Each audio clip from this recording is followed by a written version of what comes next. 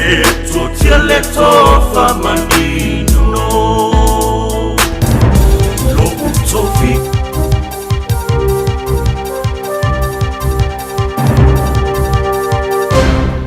Fatalo fati lau fati Oia kose inga lea Ona tu fatasia e lau Radio Samoa. Wa lipatia mai nele a matata pina ai o whaitu o South Island I tūlanga o le tau. Wa whailo mai e le vaenga le vai tau. I pei ona maua le whitaia ia ia whaitu o le atunu ma timunga mamafa o le malolosia matangi angi mai sifo.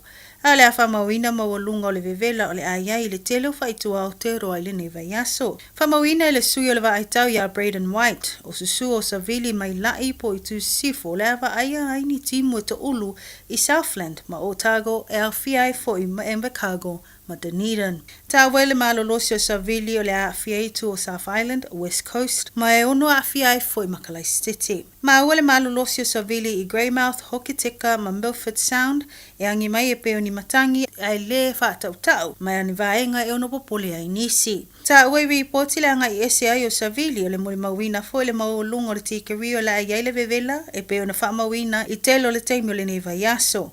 O le asilia atu lea ma le lua se fulu tikari, ma ngai atu lava I le tolu se fulu tikari I le asfareile mo le tele o ia whaitu. I le ngai atu I tonu whaitu sae o North Island e awhiai Gisborne, Napier, Hastings, Tauranga ma Whakatane wa amatawa ai le maulunga o le vevela ua iai nei. Ta ua o le whai unga le neiva yaso le awhalangoi nai ma loa ai le te tele o le vevela o le ai. Wata pisa le to tele o tangata le atunu e tu saai ma fianga o whaamaunga ma whaamtalanga whaasino I mai ma e au tawa atu ma utangase ngase mo fiso soani ma tonga fitinga. O se mata upu o whaaliai le fia ma mata o tele o se taso tangata o lo iai ana whaamaunga I le vaenga po le au nanga le mai manage health. Reporti ma le tio whawao maloa New Zealand ta uai o le tangata na fia I sawanga matanga ma o whaalia o na manatu o no lona popole le whaatasi nai o lona tangata ma whaamtalanga whaatatau ia te ia ma tūlanga na o iai. Mo le sila fio le neimata upu na alia e mai ina wo so fai e nisi ta wala ngai o inga whaate konolosi o la tau o hackers o whaamaumaunga ma whaamtalanga ma ali o tangata ngase ma to tele lo iai whaamaumaunga I le mai manage health. E whai o le whaatino ai o ia ngai o inga po le cyber attack. Ai o whaamatu umai ai ma so la tau maana o ngā tau tupe po le ransom note whaapea a whai ai le tutongi nā atu I la tau le onos fulu afe Amerika o le au la tau liki loa I tua le fase fulu afe o whaamaumaunga na o la tau osfai ma ave whanga oi. Ta ua o le tae o las wharaile lea watu ina mai I la tau ne te tauno o atu watu tongi atu le se leni a le ai wa liki loa I tua whaamtalanga. Whaalia e le na awhia I sawanga e nā te le o lopo a awhia na whaamaumaunga I le nei whaafita uli. Ai wa ia ta ua lona popole tele ma ua longona le fefe I tūlanga e ono alia mai ma ua tau au ina toe o whaalongona I le matau I le tūlanga na o iai I le taimina awhia I sawanga. E ui se whaatamala o le au nanga le mai manage health. Ai ua whaalia I le whaalulunga o le au nanga I Havino Ramaya na awhia foi le au nanga e le na o tangata a ua ia whaamalulu I le mamalu lau tele. Mo le whaale tonu wa awhia I to tele o tangata mo la tau whaamtalanga ma whaapea e malu tia mapuipuia. Ma ua whautuaina tangata e sui o le net safe ina ia mātai tuina tūlanga I lunga o penga te whailangi ai meise o awala whaate konolosi ia puipuia mai le ono a awhia ma le oswhaia e la tau o hackers. Inisi o tala o lipotia mai nele tu ina to le tau au fiso soania lau au nanga o ta ua o le The City Advice Bureau, CAB. Mo le whai tau awhio tangata kiwi o lo o whea ngai mawhaafi tau li o le tangata telo so isfuanga o tu langa tau whea malanga inga o whale au mawai ma le whenga tā o le saa ilinga o ngā luenga ma isi. Tā wei reporti le whamawina ai le to o telo sui o ngā lulue mo le CAP o I lātou e o fufuato o lātou taimi po volunteers I le lala o pōrirua. Lo lātou tali atu I so o se tasi o whale atu I whai tuto le ofisa. O e o lo mo mia le fiso swani I lātou o whaato asi te seni o le atunu I fiso swani o lātou tāru sanga mo tu si whalau ni sila. E o lava I lātou tangata sulfai o lo mo mia fiso swani talo sanga mo ngā luenga o ni whale au mawai ai meise nei a inga I leo I se tūlanga le lei tū tau tamau a inga. Whaalia le whaatono o lea la laia Natalie Vermack To a tele o nai tangata ua nga iatu, ua tau wau ina mou le wha moe moe, i le whainga tāma le tele o vaenga lo mo miai, le feso soani. O le Citizen Advice Bureau o se wha la putonga tu maoti o lo o wha asoa atu lana o unanga i le mamalu lau tele. Mai maua o se au unanga e wha atupeina ta wala mai feso soani tau tupe ma mea alofa se leni e tau lima ina. E o atu i le lua felim se lau tangata ngā lulue o e o fufua o la atu taimi po volunteers. Ma e valu se fulu o na la i to tono o te roa. Mai tala mulmuli au tali ai le amatain o le neitau sanga i tūlanga o le taamilu sanga o le Super Rugby. O le ufa maonia mai e ala i whaasalaunga whaalau i tele le kalapu laka pia au kilani, le Blues. E mai asaini ai e nisi o sui o le akalapu o tamata alo o kon karate ta alo mo ni atunu i fafo. O ila ua ufa manuieina o le alii o AJ Lamb ma le alii ta alo o Hasken Sotutu. I whaamtalanga me le tūlau o le Blues i lunga o ping tawhailangi o le li o AJ Lamb o saini atu le kon karate ma le kalapo ASM Clement Avion i Farani o le li o Hoskin Sututu o saini atu lana kon karate mo le Newcastle Falcons i Engelani. Whamawina le tāpenai o ia tamata alo mo le taamirisanga le Super Rugby mo le tausanga le nei lua o luono a o lumana iai o la tāpenanga mo kon karate i atunu i fafo. Tato telefona mo le nei tūlau le aso whaaftai whaafonga mai to e Moses whaapopunga le aso atai au a mo le teimi nei tau whaasoi Ua na o le Radio Samoa se furulima iwa toru a mo e tau tuaina o e ilangu ngana fitu aso le vai aso.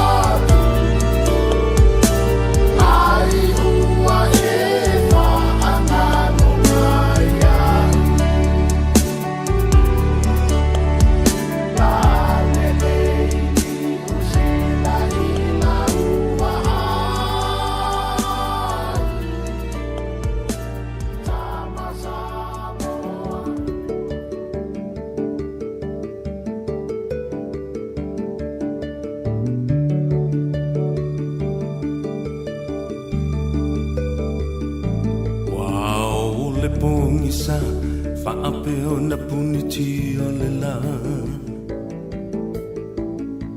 Wawa o le langi O le tingu fo I le muta O fitilo na muenga Wa tofai Paloi mata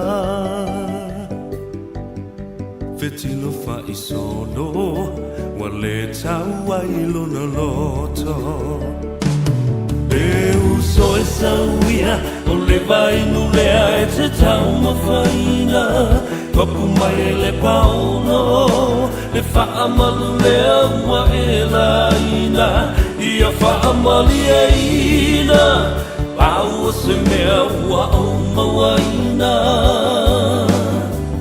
Whaalango mai I lo utau au e te mapua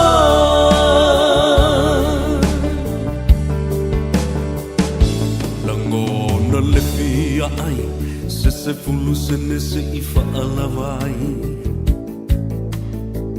A o se ato whalu Pela vai o se papa mafu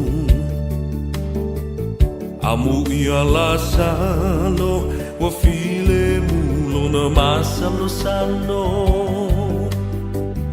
Se ia lo famai O lo uola wale mawhai Eu sou essa uia O le vai no lea e te tau mawhaina Kopu mai e le pauno Le whaamalu lea ua e la ina Ia whaamali e ina Pau o se mea ua au mawaina Whaalango mai I lo utau au e te mapua Ia, talofa lama le paia mawalunga o le whaafonga tāpua ia me se fo i le sila mai moa. Samoa le atunu pele I aukilani New Zealand nei, Samoa I atunu ui fafo, Samoa fo I olo o whaafonga ma tāpua I mai lau whanua me ele o le atunu pele I Samoa lava. Whatalofa ia te oe ma le nganga fifia ma le nganga whaaftai. I le nei au uli o le asolulu o ngā totonu ngā le mū. O le vai aso fitu o Januari, lua afe lua sifuru ma le lima, lua afe lua sifuru ma le ono. Awa e kauankau whaka I ka I pea, I le tau o le ono, awa o le fou le tausanga. Alapi e tau tata I fo I lava le loto ma le mafau fau. E le itea le lua afe lua sifuru ma le lima, ui o lea, ua pasi aku le ngā mea. Aso fito Januari aso lulu le nei lua afe lua sifuru ma le ono o le ua sifuru ma le lima minute wa te aile I tū la lua ia I mātou I nei I au ki lani I New Zealand. Te le lopo le ale teimi a le ale aso I le I tū langi o lo e whaafonga mai ai. Ia au o tau alunga atu ai fo I ma le au aunanga ma le tautua a le ftelenga ia tia whailau tusi tia. Ia, ta malo whai o le Faiva. O le tāpua inga I le tātu o tunu. E nganga fifia I le nei fo I aua uli e o whalofa ma whatalofa I a te oe. Ma le wha moe o lo o manuia foi. Ina ua le whai ma malei fua mai I whanunga le lei le tai au. Ina ua ala usu Samoa. Ma ala seu fo I le atunu ui ona tiute mo na Faiva masani. Ia aile ngata I leo tiute.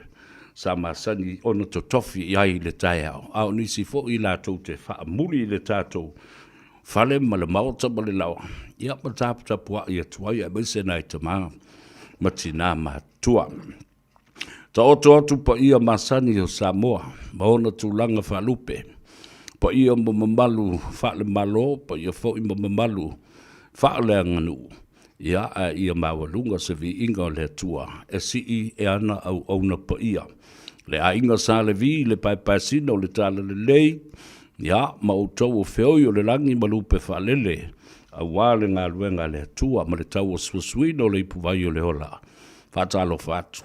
Ngā lole sifu manuia, ma lo fo I le langi matafi, wa mwe o lo manuia o tātou ainga I so se vai panoa, so se tafo le lalolangi. Ia, ai mai se fo de reia tunu o New Zealand wa vea mo tātou a inga lona lua. Patalo fala ia te oe te mam tina matua, pa anga tō tino le ia tau savea. Ka moe lo manuia ne rei tae ao, i le ala usu foi, ia awa o le te mam tina e ala ilunga. Ma lei fua mai, fai lo ma la lotu. E ta u bai ngoa, o le la whanau, o whanau a la whanau, ma whanau o whanau a la whanau. Ia matangata umau le ai, ke fiu fo i ke ngofo ma e, sa wha penau, grandparents i aso i, tate nofo i lunga le lotu ta whalongu a halu, o le lisi, peia o la e, wa umana tusi le lisi, fo i lele o ingoa ma suafa o le ai, alu fasolo atoa, so se atu nuu, e alo luakwa koe kau moe e vai o ka whako ka nguru. Ai pāno ma se kuma ke lea ma sau le koe inga fo le lo mua autu. Ai whapele, ui, o le pupula lo inga le ma whaidanga kara. Heri lo, senses of our older and the elderly. La tu te lo pe mo ingi maka. Alai lo le lea. E ovo le matu te mamatua. E lo le lea le ke le o mo ingi mai ke le o ko kuli. O le kankarianga mai ka kia i le mere whiri loku. E alo loa kuru ka kalo e whamai. Heavy. Tō tuli whare lei, whaaloalo i le tua. Whawhenga ngai loa mai. O ronga winga lai whai ma wha maka kasi mai, wale ma pula mai tō ina. Tala mali e a o mea moni ana, sa tutupu i aso o tātou lai te meise. Nai te maam tina mātua. O le mea ale whai. E ala lo le tae au whai loa fo i ma le lotu. Whai le tāru sanga.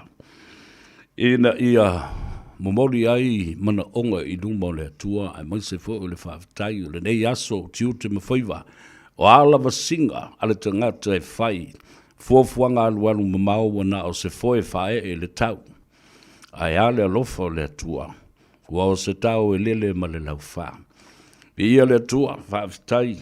I lo wanga le lei ia Samoa. Ai me se fo lo wanga le lei mai. Ia te au nei le au ona whaatau waa. Ia, e mo wai se manatu, a wā le whaafonga anga a le atunu pele Samoa. Whaatalofa i mauta malawa. Whaatalofa fo i whale o te ngata mātutua. E le ngata fo i lea o mauta ngā se ngase o lo whaatau toli ai. O no apulusi o tō whanga. Ia, e mai se fo i o le whalaifu ma le whalasi. Ia, whabumboi le nganga o le atua. E mai se fo i o na au wha mawhanwhana. O na au wha malolo. E le ai seisi fo mai e sili atu i lunga o le fo mai e ngatai fo mai. O le fo mai o fo mai. Oai. Le atua le tama, le atua le alo, ma le atua le nganga sa. Vi ia le atua sa ofa la le lei. I mea uma wa e whaia mo i mātou. Wa e wha moe ai i pe au langa vaile. Ia wha pena fo i ona wha tafa ini au vale. Wha aftai le atua. I ia lava oe masanga vi ia pea lo swafa. Le atua. O Israelu le atua o Sapaota. Le atua o Apera Amo Iakopo. Ia ai maise fo i o le atua le nā. E tāpua i mangautuli i ai Samoa.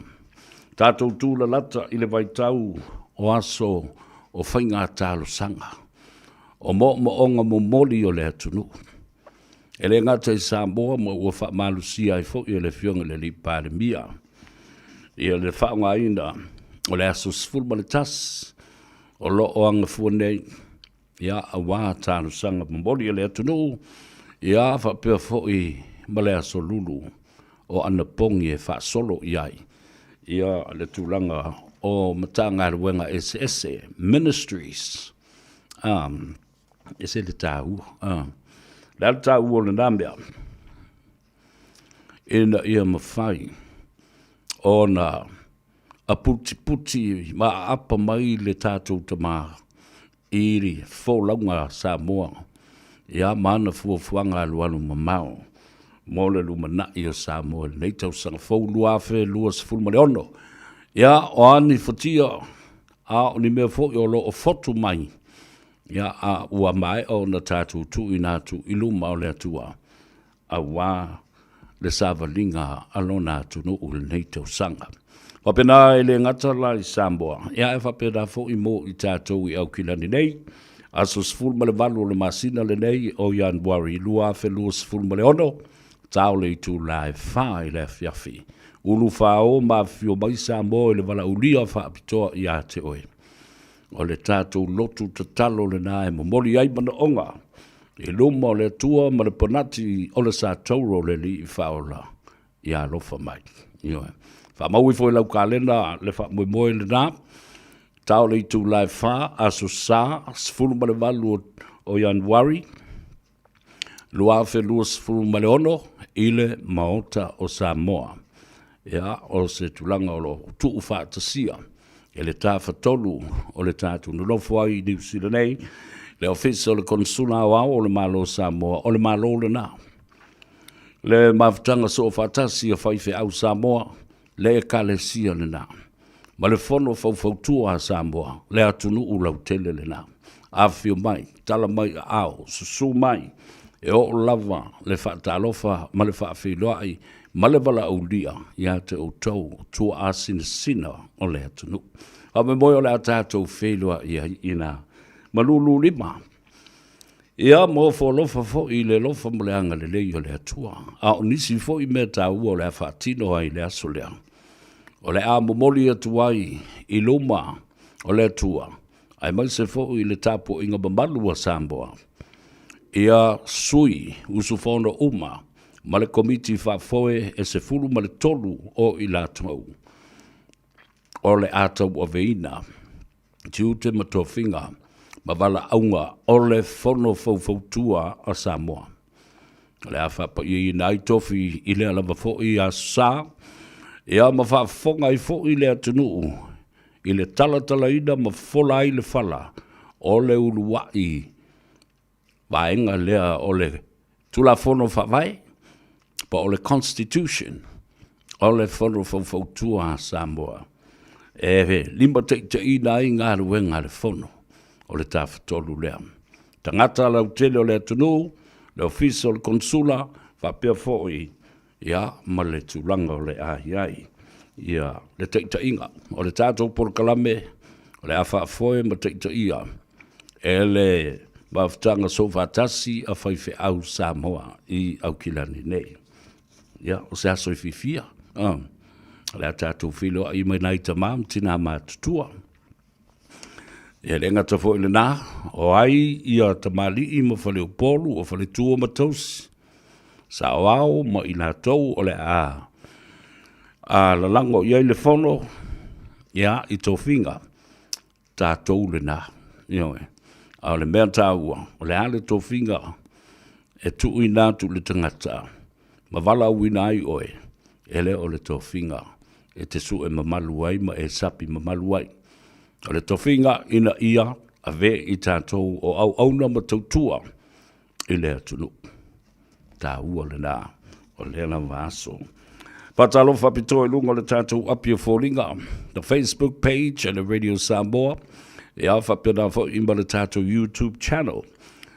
E a o uso matua whawhine, pa anga tō tino. A inga wō mai masani, o le au palau wale, o le au whai upusa.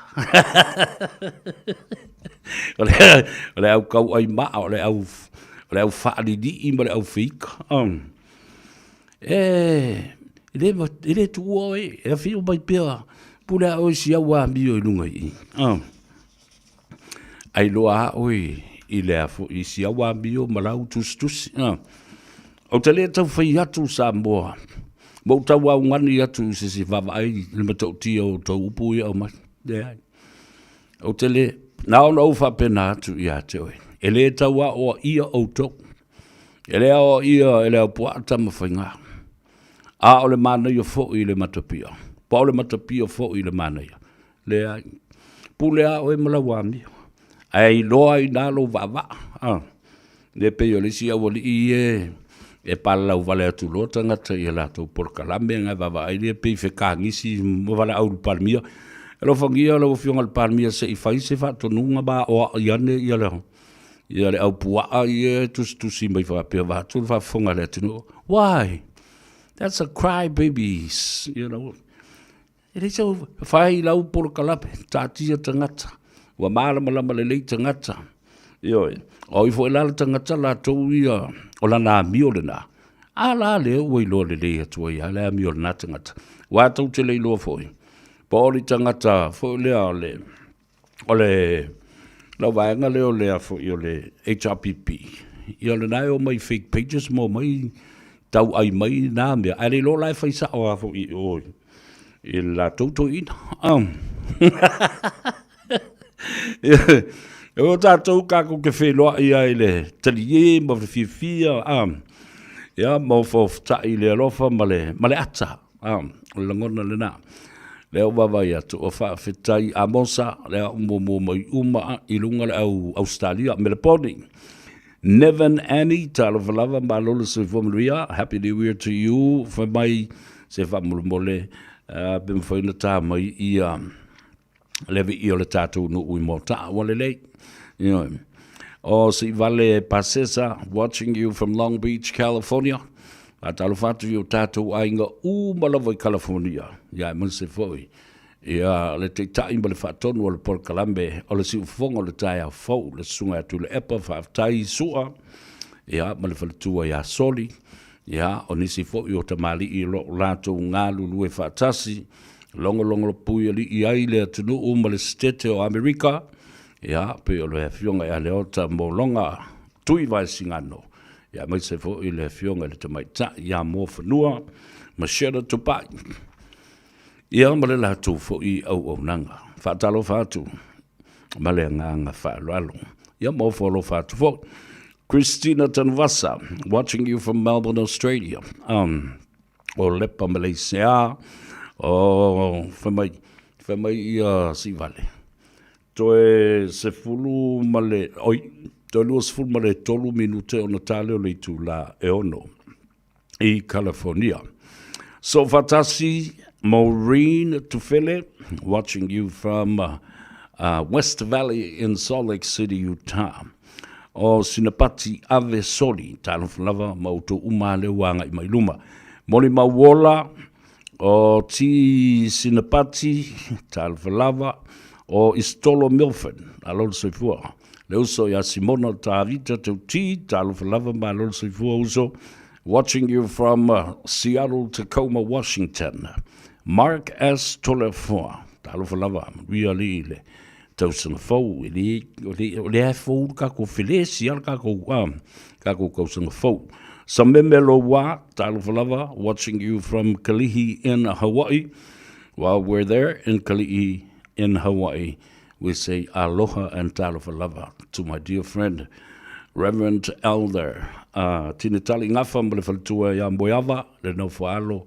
Ia male ai ngali ai mai se le pulenga le e whakasa i le nā fo i pitanu ia male motu o Hawaii le stete o Hawaii o vala tu te vali talo falava malul sui fumanu ia tamo le tānoa talo falava Matthew la le wila talo malul sui fumanu ia mafuka mai ngā le ayo keriso Kala stete le uso a Coronito fa matua inu ia ma uto umolava e pe ona ia fo le uso le sunga ia tave veu Rex taulango le vai male te mai tai alan wala fatalo fatu tato por kalame ia te ulua mafuka ku fo i le sivanga le mai Wellington o Saini Jennifer utupo mai i o tahu talo for Jennifer pole to my type for Saini.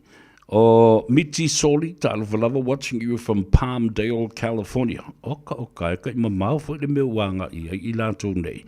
To foi pupali i Sefita, Talvalava, watching from Utah. Okay. Ia le na. Alola sui fumaria. Ile lo tato. Tunu po fair lava. Lea tunu uolo o mai taung mai ai. Ia mawhanongo longo mai ai. A vea le nei awa noa, ono le nao lo tele le lipoti o lo au mai i Samoa. I le mai moanga, au mantuala, le tātou wala leo le nā, o le whamo tasi o ono tesi ma le tasi, FM. alu e whaatetai o nei whaalongolongo mai ai wala. Te miane o lo whaatino atu el tātou whaasalonga le nei le tasilima i watolu. A mo e mose le tātou YouTube channel ma le tātou Facebook page Ale Radio Samoa. O le teimi fole na o nai te langona le lei mai ai. Ia le leo le atau sevea se yuli mai tu tonu o lau tavale po o le fale i lunga o le ala leo le na FM 106.1 FM. Patalofa tuoi le mamalu o Samoa. Iau tu langa whaalupe o le au tāwhawhao o lo o iei pēr i Samoa talu wankilisi masi mo le tausanga fau. Ia, whambuimoe o le amalutia lau tau soifua. Pe ato e taliu mai le uto i ainga manoa whanga. Wa uto wha mautu wai. Ia whambuimoe fo i sa ke le se o ngā se rengi sa uto sa atu le tamau ainga. Ta wala atu i mea no whai i o tau lava ainga. O wha a tau sa whai. Kua i wha kaungi pusa moa se fulu wa na o pa u i le tolu lima ma le fast fulu lima ta na. O te whafte ai ia whionga le li pandemia. Ia whapea i min star o pisinisi maala manuia ma tupe maua le tunu. Ia ai maise o le tau mawhai e posi le tamau ainga. Whaatulanga ina mai o le tātou Price Control Board. Lea la ua whai lea ngā le mea lea. Tutua malosi mai whaasala o tau nei o lau whai pisinisi. Lea alo lofa i le tunu. Nā ko ke loa le ko mea valea ngai what. O le sii mawalunga o tau mawhama o loa. A lea la ua whaatulanga mai ele malo. Ia le na, ia to anga ia tātou Price Control Officers e o e matua su e whaakapiko la uri ia mawhale o loa ia. Avanga e lunga ia le lisi o kou. O kau o mea o loa. Ma le kou kala pelo ma whapena aio na mawalunga le tau o le soifuanga. Whamole mole. Whaima se alofa i le tātou. Tunu whatalofa i le uso ia. Lui kuntwa iu. Ia ma le au whainga ruanga malawa. A le tātou whale moa lau i loa le na. Leo lo fasi e le moa. Ia ma whapena ona tūpusa le moa. Fulisa le moa. Kiliva le moa. TikTok. And I Bruce McLaren Henderson. Fatalo failo uso ya Fetty Harder. Ya fa perfo ile tua fine. Ya Linda Harder. Ya lo tama ita yo lotoi. Maleto a tele o tau. Le mamalu o Samoa. O lo o ngā lulue matautuai. Ile fo lo fang. Macmillan Industries. Le fale fai pisupo le nana ngosi e le pisupo le pama i nā Lincoln Road o ngā ngai sifi e lo tua fine o pai. Ia ma le tō tele o le mamalu o Samoa. Ua matua i siampini lava. Mahata mamai tele. Ile kuka ino le pisupo. Tuu apa le pisupo. Ia makiliva le pisupo. I oka te tele o lo au mai. I le Pasifika. New Zealand atoa, a mai se foi Australia, mai si atunu. Ai, o te wawai atu i whaamomongo le. O uta ia ma whaamomori, a mai se foi o oka te tele o le whalipisupo le o le palm, corn beef. E kele containers e aluanga i le malo Tonga. The friendly kingdom of Tonga tops the list of those that export or import o loa e matu i whafo i containers al mole pisupo okai ta wone na ai to telefo i le au whenga luenga le Pasifika e mese lava tātou Samoa i li i matamaitai o lo ngā lulue na Solo Plastics tasile na whale whenga luenga oka lau pai ai le po i maulunga o le tātou tunu ia tele lava le tūpao li whatalo whatu ile tātou lata moenga whapewho i lata moenga Felice ia whapewho i le fionga le whasina tole whoa la uli ngā tolo ai ia mauto uma ma lo ngā lulue ma lo fo i le tau atai ma lo tau on sai i ngā luenga ole whainga luenga le company le o i ngō si e tuai le plastic ai maise o paipa fo i e lea o lo e silsila i Samoa. Plastic pipes, huge, small, whatever. O i ngō si e tuai le paipa na le ta i ai le vai, le ofe i Samoa. Ia se wa i le tā ua tele. E tau nu ula i o uta i Samoa e whao ngā e le tātou ofiso le vai, maisi a inga manuu ua matona ta i le lato vai. O i alua tō le paipa le nā. A o alo matama whanau, o tupu mai e o le tunu, lea o lo ngā rurue ai. E whaatino lea fo i ngā ruenga. Ia whape ma whai ngā pamu se vai o, pe a whai lea ini a ni paipai whai ala vai. Ai whai atu i nei. Ioi, e tama whanau a Samoa. E tau nuu i o whao ngā e le EPC, whao ngā e le Water Authority, whao ngā e nuu e tai e la tō vai ma tū langa whapena. Ia mese, o le whai o wha le e o meo tane fo i lea sua vai. E wha tali e le timu meo ma whapena. Ia watu li le wha malo, o ina le rim, tasi le whainga luenga e matuato o tele hei tele. Ia le mamalu o Samoa, au le ata mamai la tau o tangata ia ngā rurua i. O i, e ngā osi e tuai le paipa. Le ngutu o le paipa. Awa ale ise nguko le paipa, ma le au o le paipa. Ia le mawhai o na tā o fia, ma tā puria, ma wha mau le vai. Ia ngā ua ngau, e ola wha solo ato le paipa, ma mai mau le sua vai, pe ale ise ngutu o le paipa. O i la le whale whai ngā luenga le nā. O le nānai o lo ngā lua i le tō a telefo i o le mamalu o Samoa. Ia, tā ua i o meo e o ngā lua i. O tama i o meo experts i meo le suavai ma le paipa. Ka ukulo la rasa unku paipa ri e kaunga. E kaunga mai e whaile o paipa ra rua fiu e ka fiu. File vai o mamulu e sua lako vore kanga kala ko ia. O mga ingu le suavai, e ngofo koe ka kala masola ma ave le au le paipa. Io e vatul whambalo. Ta oto maila i le company bus. Go buses, Richies, o le Western buses, o so se tu ainga whale bus. O le matuato tele o le mamalu o Samoa, lo o ngā rurue ai. E le ngata o insinia o pasi. O supo kako o pasi, tangata e whaia pa o le pasi, ia mara tangata e uli ina le whai uli o le pasi, o le matuato tele lava. Ata alofa ia te o tau, le au ave pasi, le au ave loli, o le au ave taxis, le au ave upa. Ai ei la tangata, ei nisi o tamali i la tau te ele ave loli. Ai o insinia lori le o lo latou tapena ina lori te tele ia o lo o ave i Samoa. Wha o ngā i ngā ruenga te tele fo ia konkalati. O ngā lewe te aule ngō lesi tamali i le nā. Ai ave fo ni nei ave noa. E wha talo wha tua i a te utou, ia e maise fo i le tūlanga o ngā ruenga o lo o utou wha tino. E ala u ave kika pila. Le au ave kika. Ia le nā, ai le ngatala le nā, o Faiva ia masani na whai o le vātetea. Tātou kapiteni mo tātou avalele, whapitoa fo i ia to mai ia fo i maana malama. Awai re kei mo whainga ko whiwa.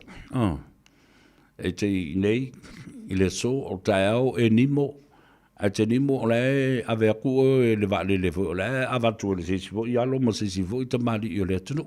Whatalofa, i lau fionga le li kapiteni, le li pailate, te lenga, ia whalawe lave, e lama puni. Ia male to a te leo o taulo. Whaia lea ngā ruenga, ia awa foi. O tau a ao o lo iai le saunga le mū ma le ola.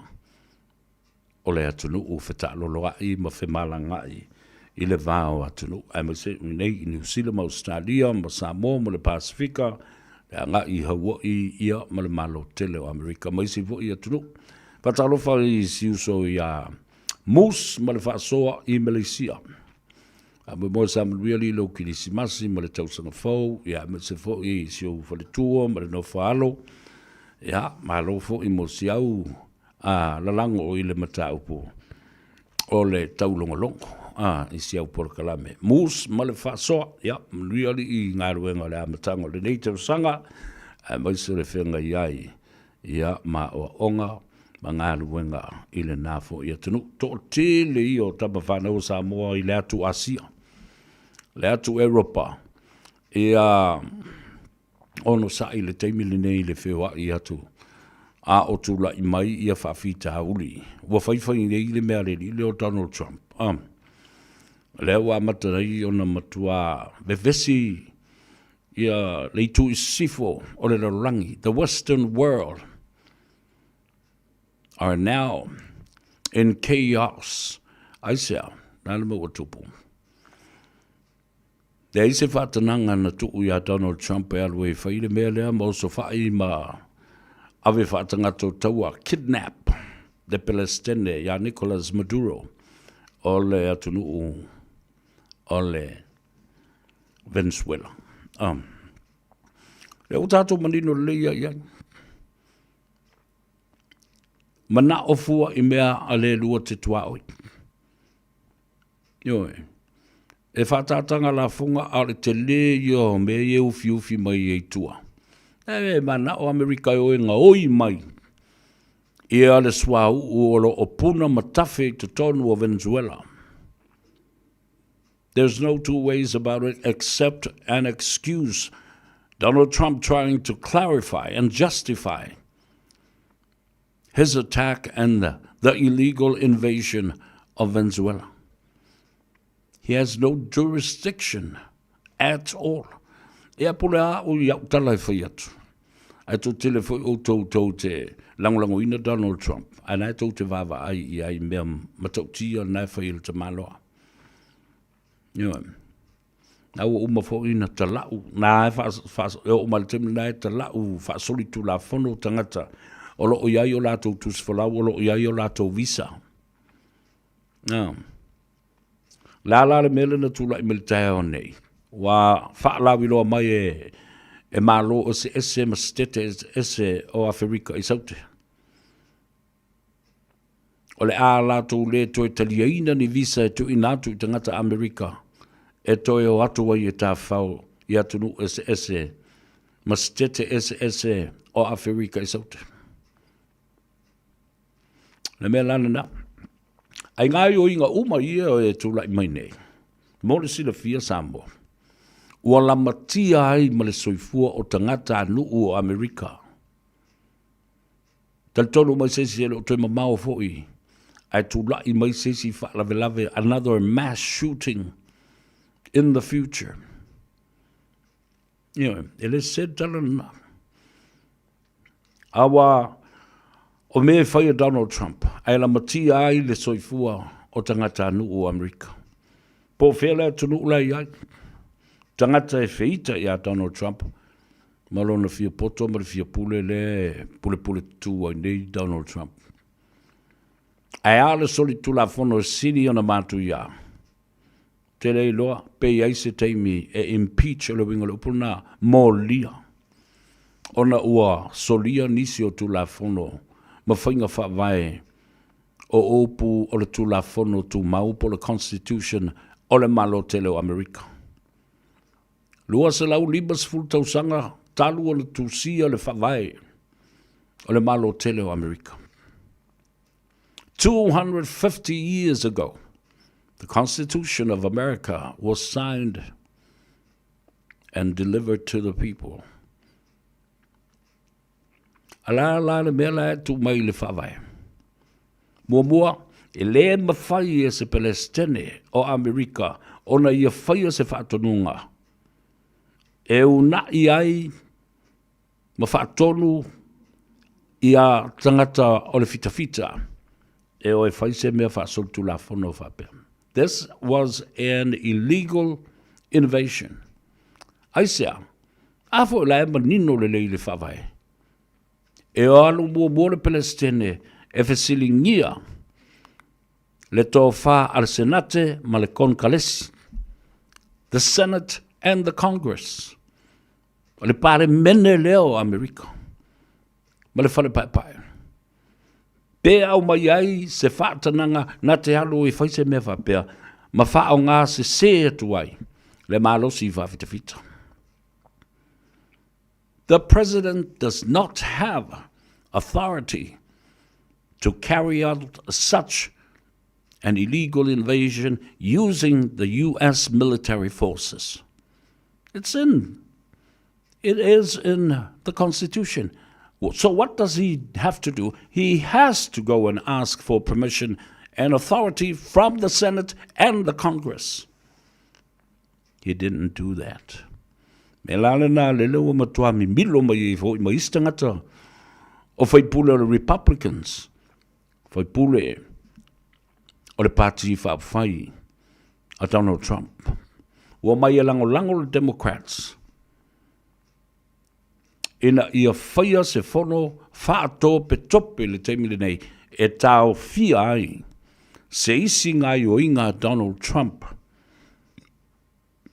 I se si os fai. Ia tō whaafonga ia. E whai ato le la whai le whono. E whai ese tū la whono to put an end to this madness of illegal invasion of a country that has its own independence and sovereignty. And also, it has its own legislation and its own institutions and its law. I le mawhai, inisi e tunu uno mai na whai ni mea whapena. Pela o le mea le whai nei Donald Trump. E fia whatai tai fua, ia Putin la tau malusia ma le Soviet Union ma le tau la whai nei. Ukraine. Ia se whafonga la si a watula utala maali ele. Ona nafi, na matualongo tala ai le Palestine o Lucia. Vladimir Putin, kamo Putin, ina ua fasiotia mtangata valeina. Esi pai whaapitoa a Ukraine. De whainele lata ua Malusia. Se fita, tai fita, ale malo o Lucia I le taeao na nafi. Ioe. Kamai o le fita lea, po o le tai au lea. O ia lea e whaapitoa lona to mai malona anga waa I mea tau os whainga ai maise fo I mea tau whaatontonu. O tonu uma e whai e oso whai e Ukraine, o le toi ina lea. O le mea ofo ai Soviet Union, ma le Palestine, o Lucia, ia Putin. E ofo pe whaafewhea, o na solo I lalo pā, o le puipuinga o le mele, e no nofo ai tai o le malo, o Lucia. Ai pomu sa o lava, le tai au lea, top general a Lucia. Fasiotia tuai maana bodyguards e totol. Le ala ua fefe nei se li ide o Putin. Ma ua ave ese atu loe fita whaapitoa o lo pui alona saunga le mo. Wa le ta ua mai po fele mela ua ave whaalafi ai. Wa le wana iloa. E tinga le tele o fita, ma le to mai o le teknolosi wha iona po nei. E mawhai ei o nei loa se oso wha inga le a whaia, e le malo, e le to in el Palestine a Zelensky ma Ukraine. A o lea lava o target, ma fasiotia te tasi o ana te tai, whaapitoa alona to mai. Lo lai Putin a e, po le afo ilona fia malo, I fea malona fia, po fea lu e la fililo ai, e maua. Mautotonu o le fufuanga le na al Palestine o le malo Ukraine. President Zelensky Na paua leo le me fai. Ia pomu. Fa uma le ola ola uri ia e fai me valea, ma fai me leanga, ma atiri ele to telo i la tau. Ua maali liu. Ile nei tau au le la whātau sango le tau. Ia, la mataba le tau le te mitonu au le vevesi. O tātou whai ngā pālota, ma upu whai o malo, ma ngase ngase o malo. Ile nā vai tau. Ile lua fe luas fulma le lua. Le wa luas fulma le oto. 4 years of war, killing thousands and thousands that have lost their lives. Tēnā, tala mai Samoa, tā ua la tau ia wā, o stausanga esele nei. Mai le tele o isi aso maloro ki isi masi ma le tausanga fō. Wa le ini tangata e mali liu ini whaalawe lave, tau tā vale, ia po ni misa, whao o lima, domestic violence, o vevesi tonu o loto i whale o ainga. E au whaalia fo se li poti. Mai le ofisa o leo, mai le sui o le Radio Samoa, le fionga e ngalu mana, au tanga vaia tumanu vao, tipi au tanga vaia. Lei ni whaalawe lave na mawai le soifua, na le tasi le whaalawe lave. Na umai le soifua le tangata au lo masalomia. Yeah, it was a self-inflicted wound. Ia pos tangata o masalomia. Ia na pule ilona soifua. Ai o le tulanga o ni misa, ma ni whetaua inga. Ia po ni sin lave vea ni ta vale, ma umai le soifua. Na o ta vale na lave vea. Ai sisi na fie le soifua. Ia, ai le ngata lai lea. O le la paua whala vela o tangata fui o na nā. O na nā ma whiwa i le ta vale. O le vai tau a tō a leo. Se tau mai i le kilismasi ma le tau sanga fau. Le I malo lo leo leo. Good on you. The man in white and blue. Nau whionga I le komsina le tu mau. Le a taua. Afa masanga sa mwelu le a taua.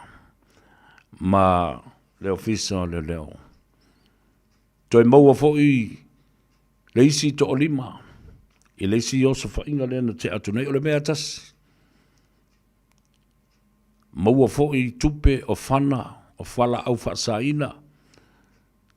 To o lima tangata na tau fio mai, to o wha I latou, o le tū pāwari. A o le tōtas, o le tamaita. Dalana nai, e mamawhai pe lo mawhawhau, le fasili o lo tūla I mai pea. O tau le tū pāo tinam tamaita. Ai se a e wala iuna whapea. Le ai lava se oso wha inga, a leo leo, e fitu a o le I whaire ke lisimas. E le maua ini te maitai. E ta tau lava ona iai ni te maitai. Ua to a tele te maitai ua maua. O le hale meo le atu pulai. Le hale meo le atu lai mai. O tau o tinao le atunu. O tau o whaatupu nu. Whaatupu atunu. Aisea. Nanga le to ala whaautama. Tulau Samoa. O tau e whaana nau mai ei tangata e whaai ngā ai le atunu. Alan mele vava i etu iai. O le a whaaleanga ina, o tau sulu ngā titi, e tau ave ai tama le atunu. Nalala me tulai mai pe a whai e tau ave, ini whainga whaasoli tula whono, a ua a fia lo system, lo reproductive system, e whala au whasaina, e whanau mai tamaiti, na o meo tamaiti o leini mawhau. Io, na o meo whanau o vale ia la whanau mai ei, la o sila fia, vātol whafonga le atunu. Lei tū pā o tau tinām tamaitai, na o fionga le minsta. Sui o tamaitai tono nuu mawhioanga, mai tū malo, whale tua o whawhengainga. Le komiti o tinām tamaitai, na o fionga ele minsta fo i o tinām tamaitai maanga whasotai. O le tuu o lalo atu le nā. A o feo iei le fono o tinām tamaitai.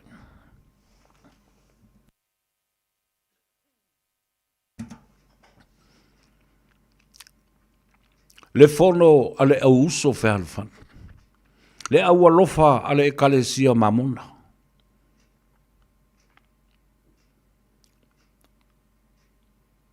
O le ale mea, o le atu ufau i whapea, tamaitai o le atunu. Se sila i le matau tia tele o le maa ale ma le tala vau o soifua o te ineiti o le mau atu i raids mausa wha inga leo leo. Whaaleanga o langa o te ineiti, whaaleanga o latou sulunga titi. E tau ave ai ni pepe malo losi mole lumana i o le atunu ule nei. They damage their lives, their social lives, their physical lives, their reproductive organs and systems. Au afu lele wo Faiva maua, wo Faiva o fale talitane. Au afu e ula lo le mele, miki le mele, pungsa tol mafofau. Anything goes.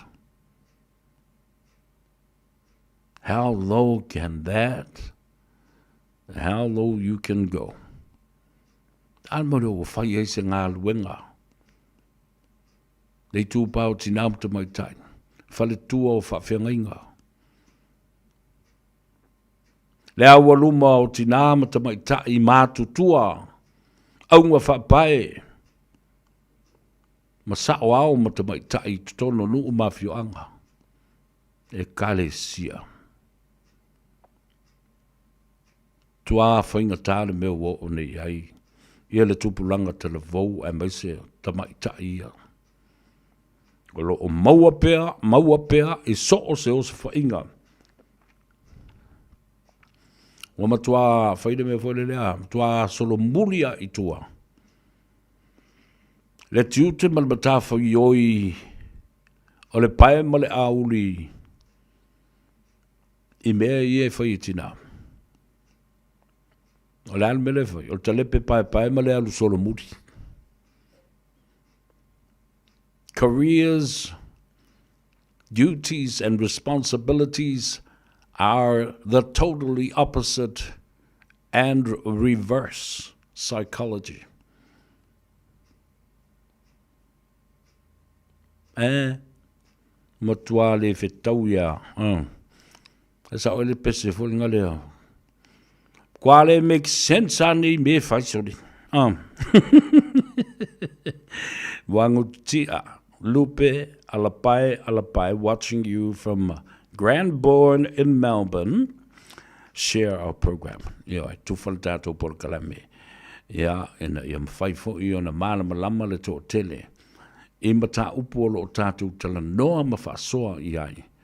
Awa, it makes sense. Au isi mea ye fai me tangata I ona matuale make sense. Lea lai ona mafua le tato o e tala noa mawha pula mawha maninu mawha malama. Wha moana alo faifo, talo falava malo, ngā luru fo I le anso, o lo wha longo mai I le tato porkalame, tufal porkalame, Pepine Navy, watching you from Brisbane, Australia. Ja, wha pefo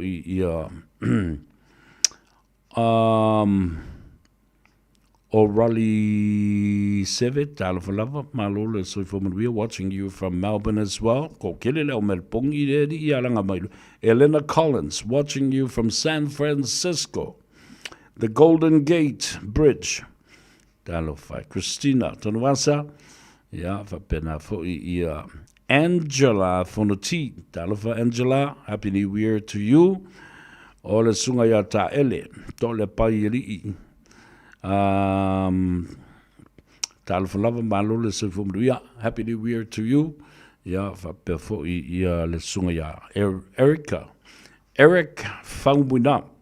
Happy New Year also. Ya, whamua Samoa. Ia se aso. Kilisi masi fia ia whapea fo'i se tausanga faumanuia. Whatalo whapitoa ele te mamatua. Virgil Early. Alo le sai faumanuia Virgil. Ya, whamua lo manuia o ele te maa. Teleni au mea alofo le kilisi masi ma le tausanga fau. Kufa mai moelo. Alo whamua oe. Maua lo malosi to anga inu lau vai. Ole ola. Ia male vai avoka. Ya, whapena fwoi ona whatalo whatua le tua fine ia ainga. Ia le te maitai o Priscilla, o le uso ia Eric, ia ma utou malava. O le Early family, ia ma le Harrington family. O Tavita Milo, talo whalava malo so fumanuia, watching you from Mandurah in Perth, talo whai. Au tato iei Perth, whatalo whai pitoa lava, isi o te maa.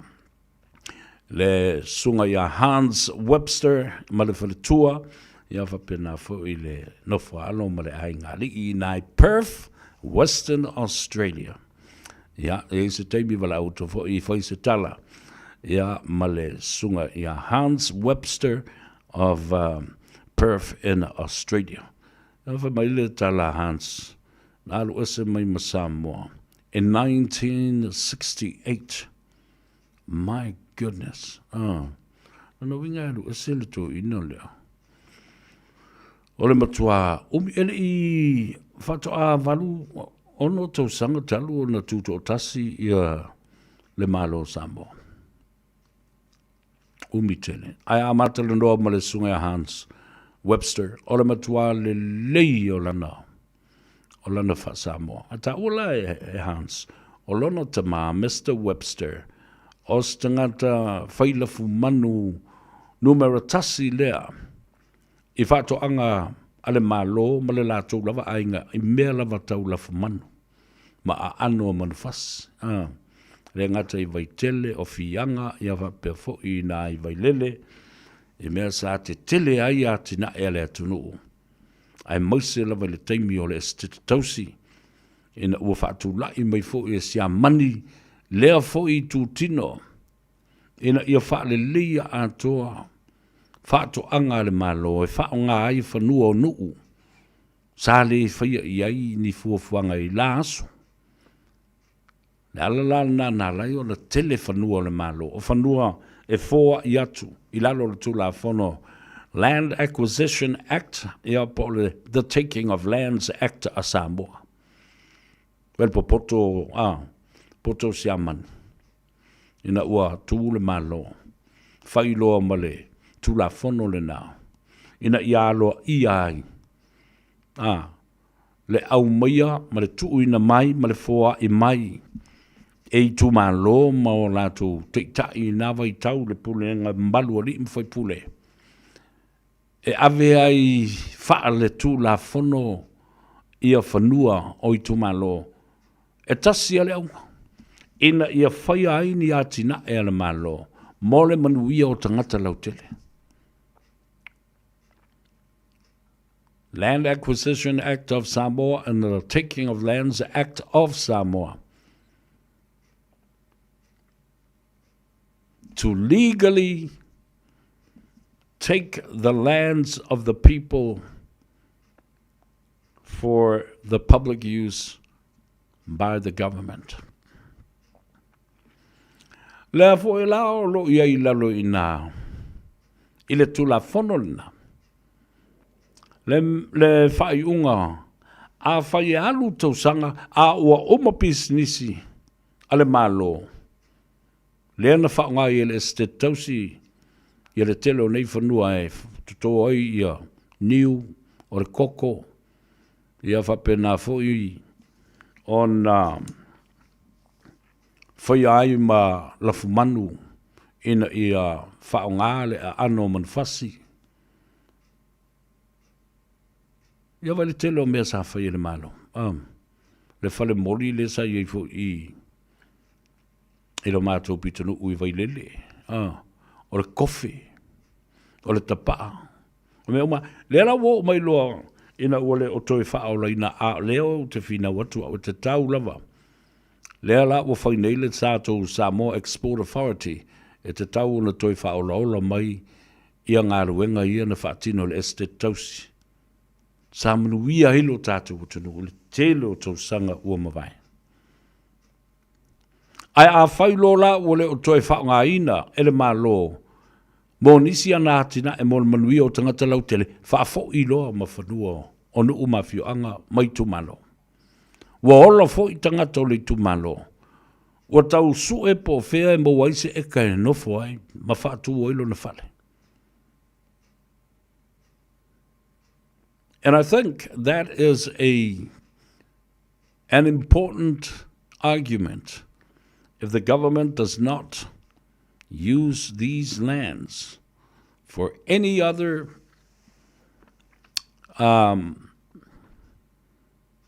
sort of developments, then return the land to the rightful owners, the people of the village and the district. It is Sitalanda. La tātou o, tāna i tātou whasa, launga whapisnisi nei, ona e tāu o tele, e mawai i le tātou tupi. Ia le nā.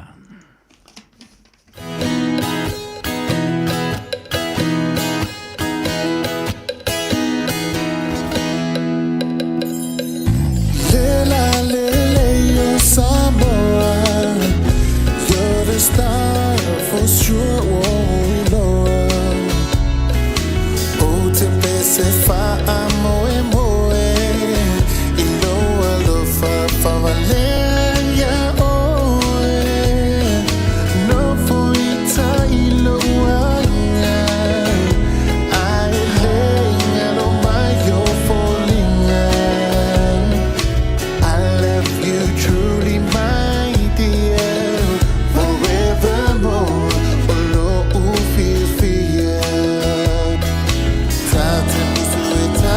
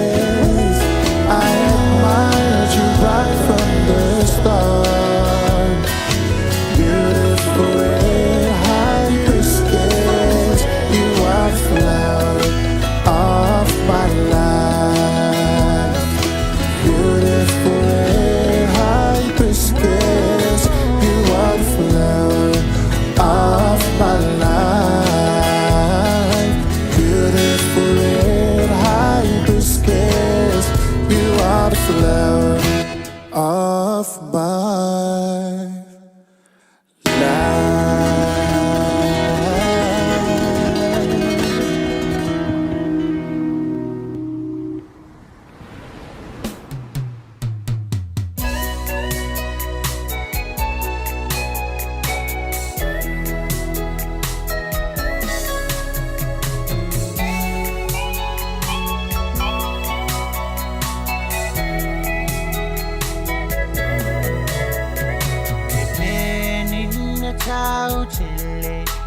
Tausia mafa pele pele Anga shala yailo umanao Paana na wile tele oaso Siya ule o malu Wa o selupe ua olotu Fai ulasi ina uwatino etasi Ochosi se fia fia mai Lo fa amaoni ta ifa ananawiyai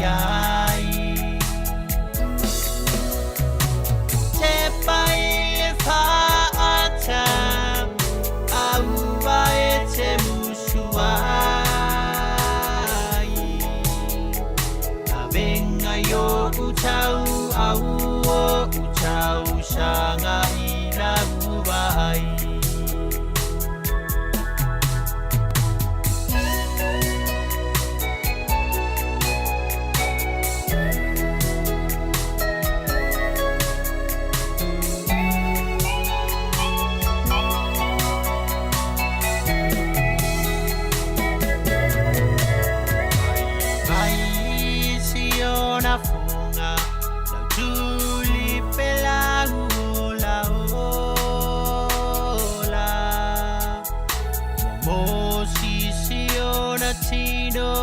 Asilia ile lo fa atino Le only the tangunga cha Le arasi mai le panona Le mafutanga mafana Le sini le ole anganga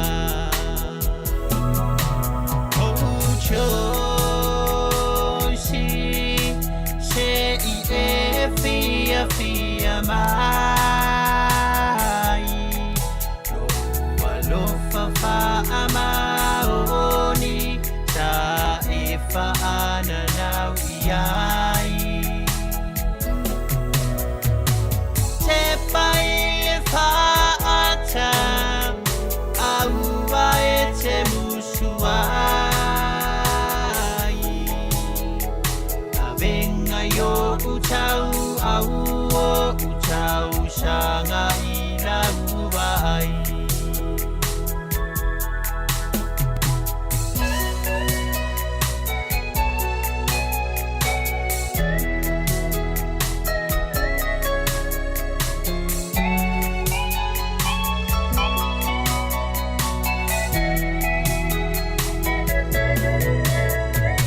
Omea fa ale tonu Ita uwale mautonu Oi mata ole lofa Malu ila ufofonga Langona fa ali Natura ole la lolangi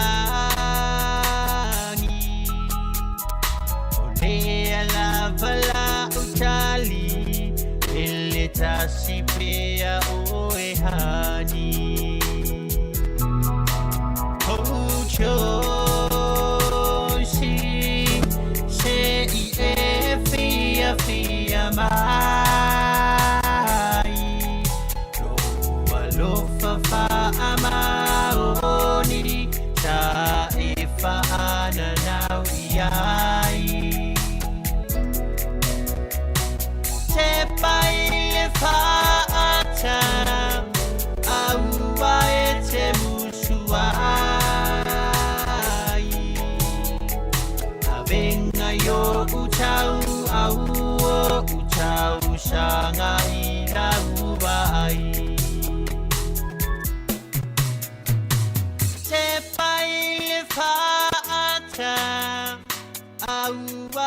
te musuai Avenga yo utau au utau shanga Got something unusual to get rid of? E-waste or a hazardous or random item? Don't just chuck it in the bin. Find out where it goes at aucklandcouncil.govt.nz/where it goes. Tāmaki Turiki. All together, Auckland. Sunga o whenga whakao elo ka wale fō maunga Max Ila. Senga uka amilo i au kilangi. Mo koe foi mai lava i o Tara i le Tire World and Auto Limited. Le ai mau aiso skoi ngā meg ma pa uka avar. A ole me Pico City. E ngā le lua lima ka alalwa ia so le kokongi. Le Tire World and Auto Limited e te maua i ta wale ma pa utau ngofia ia New Zealand antoa. Mo fo i se ti mag wheels mo so se i tu ai ngā ta wale ma le telo isi au onanga. Warren Fitness i le na ole se fulu ta la bea i wha i lo i eina e wha afafonga le Radio Samoa i nei wha abitoa. Talia wins quotes, cue cards, maisi. Walau lo le Tire World and Auto Limited i le lua fitu tasi tolu o mo pa uta avale. Po le lua fitu wha tolu lua o mo le fale inisinia. O mana o mie oe po se isia lo a inga se fisoso ani tau whi malanga inga mo New Zealand. Imata au poe peo le vaita mai no whanau po ngaluenga. A whaia lau tali o le ioe, wala au loa Ken Ferniho o le Fern Immigration Services e iailana lai sene, ma o silia ma le se funu lima tau sanga hola na tau tua. E toa tele tanga tau o fisoso ani iai Ken, imata upu tau whi malanga inga, e awhia imata upu na o atu le tribunal, ma apili le minister. Tanga iana e le Facebook, ma le openga te whailangi I Molimau. Mo nisi whamtalanga, wala au mai le Fern Immigration Services. O luatasi, tasi lima tasi, o lima.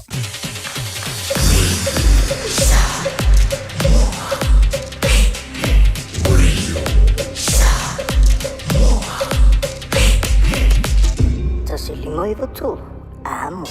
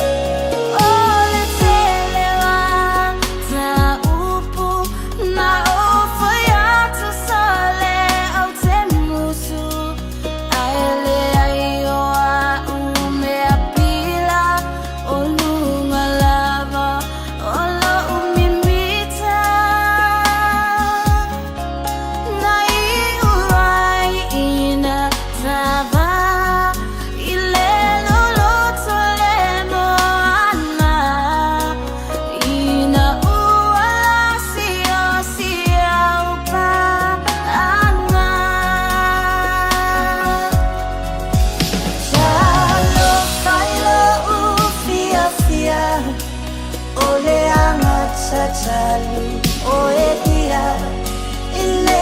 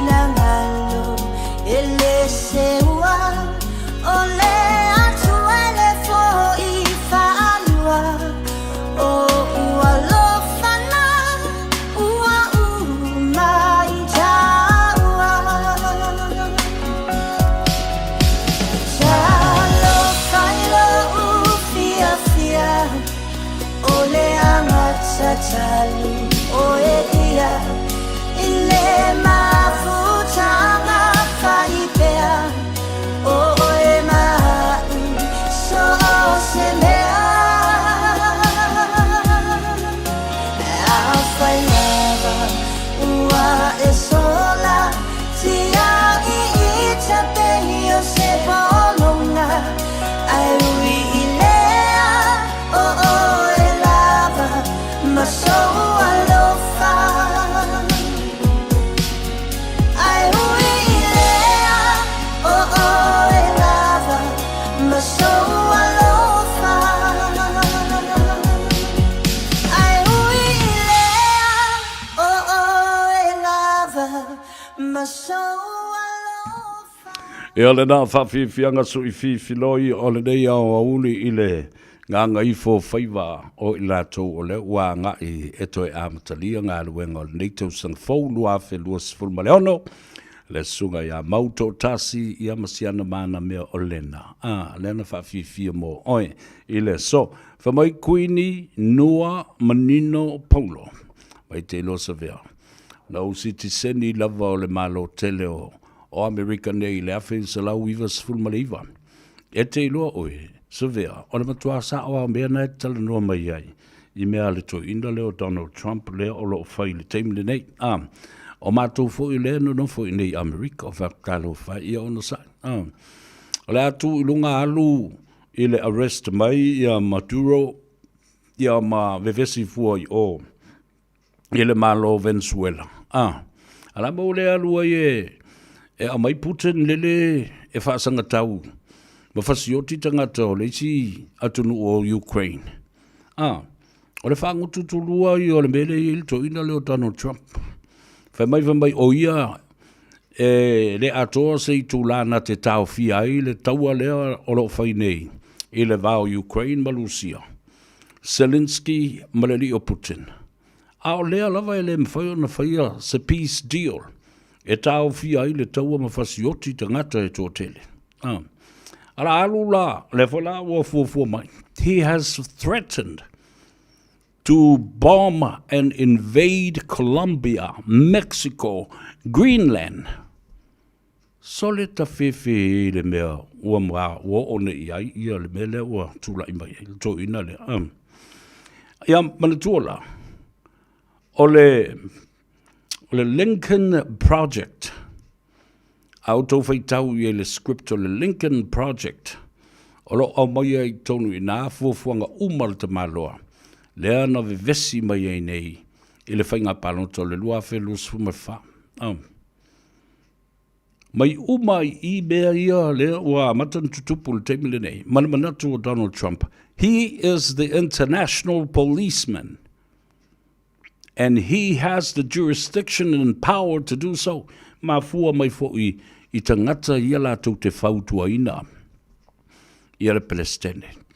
O I lātou fo'i ia na lātou to seal le Project Lincoln. Po le Lincoln Project. O lo o iai fo'i tonu ina. Ia fuafuanga. E oso fa'i e Donald Trump matutuli le DJO. Po le DOJ. The Department of Justice to go after his political enemies. Tō tele tangata ia. Sa le aul ta maloa. Lea ua whioti. Ia. Tangata au pufai o malo. Ai aila ma le tangata matautia le nā olo iai nei. E ngoa ia Stephen Miller. Now, le lau wha tu sa o le teimile nei tasi le nā tutu wafi lea o lo iai nei ton. Le ngā whawhunga mai Amerika. Whaisi lewa tele o na mulmuli tai I upo whai o le malo Amerika. Ma le lātou tala wha solopito. Amata mai ia Kennedy, Ford, se o mai lewa. I lewa I tau o Nixon. O mai lewa I tau o Carter, Bush, whasolo mai ai I le vaitaimi o Clinton,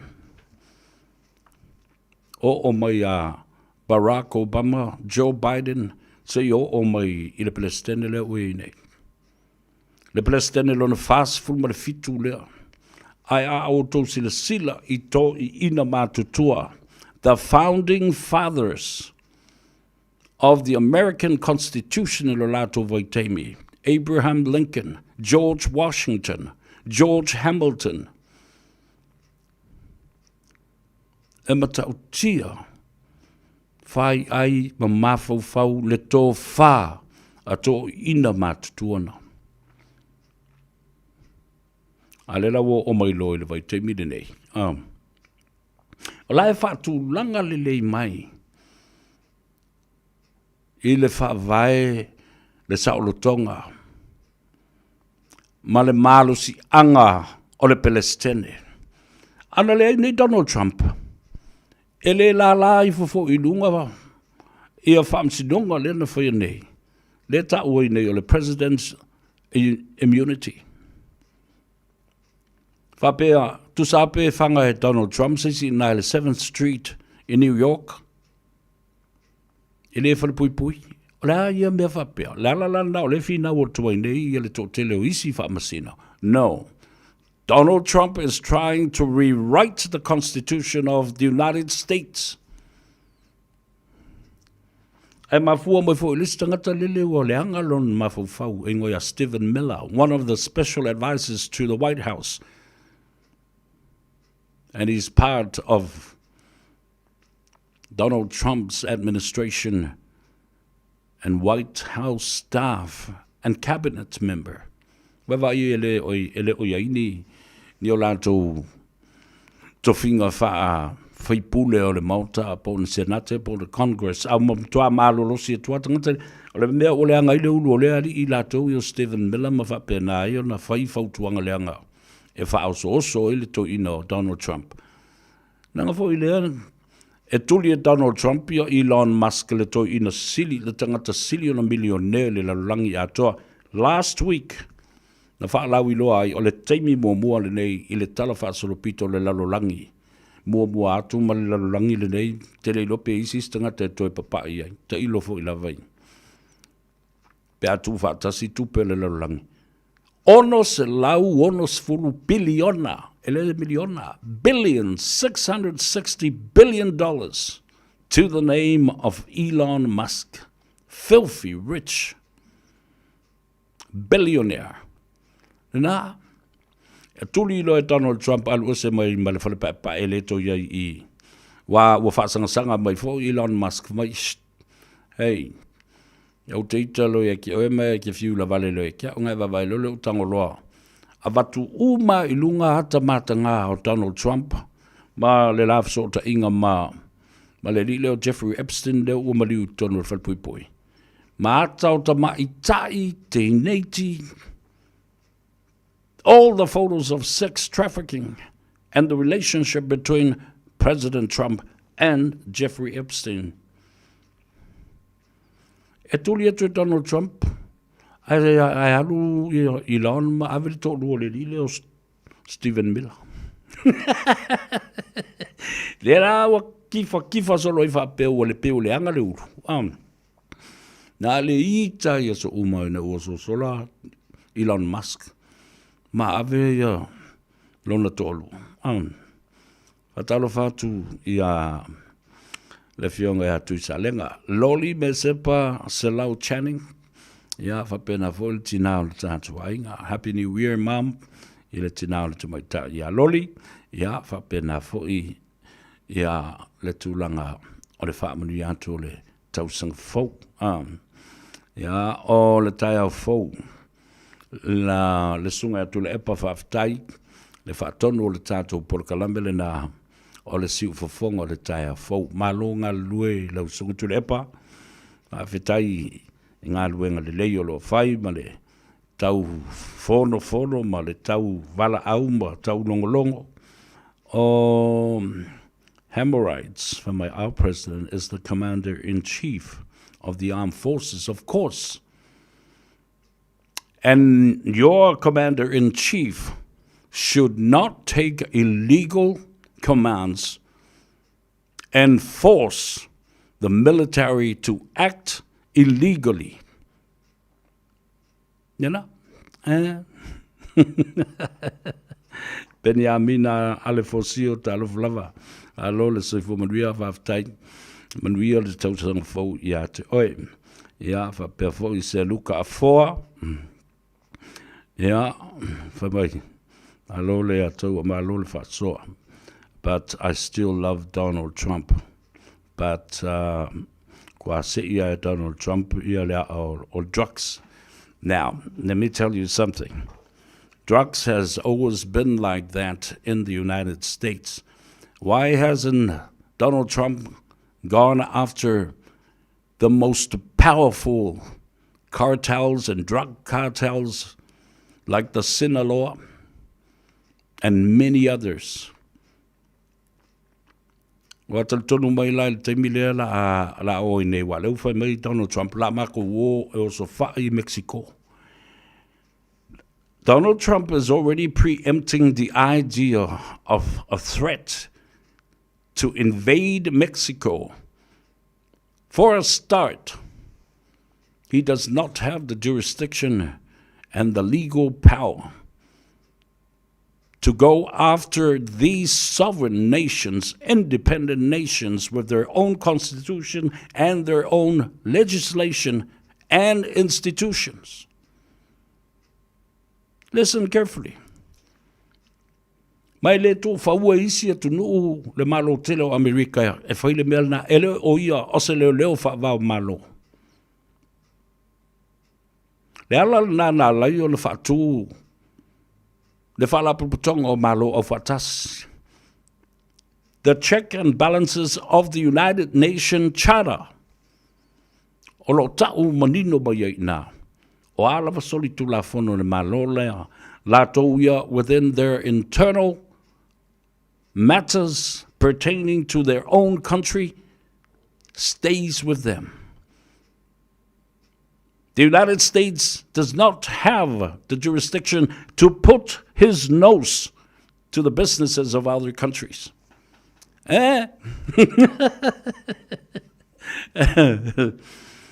melaya Donald Trump. He has pushed the American citizens to a very dangerous scenario. Yeah. Ele o toe alofia le mea le nā. Wa ia tu lei ma wa ia tuu tangata Amerika e se tu langa matautia e pangatia ai ma o ia ai le saolotonga lua e whewa i ai lua o le lato saunga le mu. Yeah. Le alalo o fono ia malo o fatas po lea se tala e tau na whai.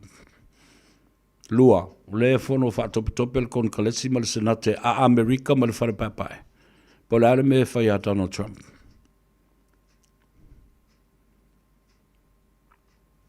Lena, ia, elenga te lea, whamai ia lutia I puava. Whamai. My Lord Sevua, watching you from Tacoma, Washington. Au tātou ia I Seattle, Tacoma, Washington. Whatalofa whamadwia tau sanga fōlu te mao le tātou ainga. Le whionga ia tavui, Leota, Peter Strickland. Alola soi fo madwia, whamui moelo o madwia oe male whanau talu o na tu ua tō tasi oe e le tina o le tātou ainga ia saung malai. Whamui moe Samoa ia se tau sanga fōu fia. Ia, mau mai fo ia le whanau. E le poi o au tafa. Mau ai le fia ma le mawhanawhana. Tofi lau sulu I whale ese fia me si paia. Ia, whamea.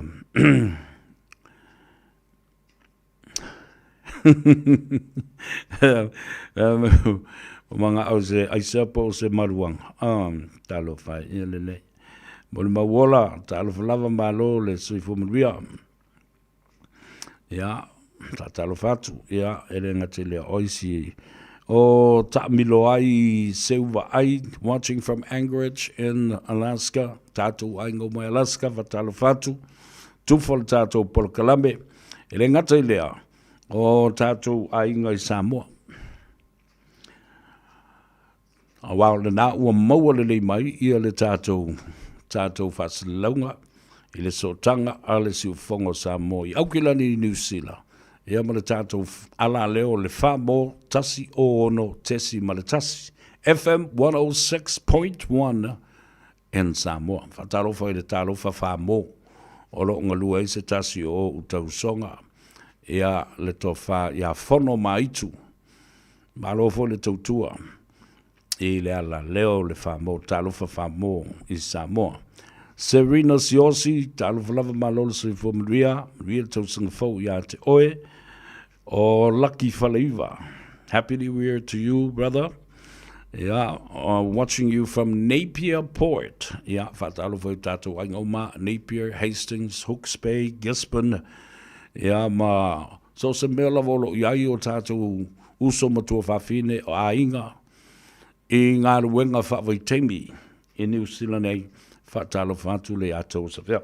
Maria o le mous tātou wawanoa talanoa I le sunga a Prince, o Prince. O le tamaito ina intia le nai o na ia le whale lea. O le o ta ua Casa Bates. E ona la lai Henderson ia malisi ve ona la lai nai o tau. O fiu e vili atu le to ina. Ai o whai lava se malo longa. O aso malo lo le nei taimi. Ai whai mai tango siaki fo i ele telefoni o le ofisa. Lua fitu o iwa fitu iwa. Lua fitu o iwa fitu iwa. Ja, po moe kofka for kelfongi. Reno Williams, talofa Reno. Fo le sio sia wole mai Australia. Le sunga ya Reno. Ya mai lo matu nuu I motaa a fai olo o whaafonga mai. Whatalofa tu le tātou porkalame ia te oe. Ya, ria fo ia le leitau sanga. E fōwhanga aluanu ba mau ia te oe le uso. Reno ina pei au Sydney leo lo ia le sunga ia Reno. Le lei. Where are you, Reno? Yes, in Sydney. Ia po Sydney, po Brisbane, po Whealava. A le mea taua. O le o atu o le whaamirianga. O le tausanga fau ia te oe. O Reno Williams, tāna whalava maloso I whamaria. O Whangu fau.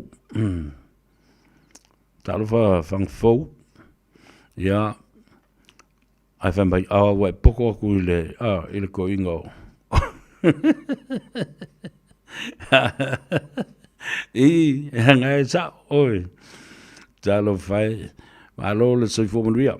Ya o Tina Mailo, talofa lava, Marietta P, talofa malolo soi fomanuia, o Terence Hunkin, whanongalongo atu I Kalaestete, ya, tātou wainga uma I Kalaestete, Samoa uma o loa lala mapapa au ile ayo keriso, whaatana whatu, ile pa ia mawalunga mawhamri atu ia le tausanga fau, ya te outou uma lava. O le o toi 5 minute, ona tā lea o le itu la e wha. Ona o mele o la u talanoa I le mata upu lea.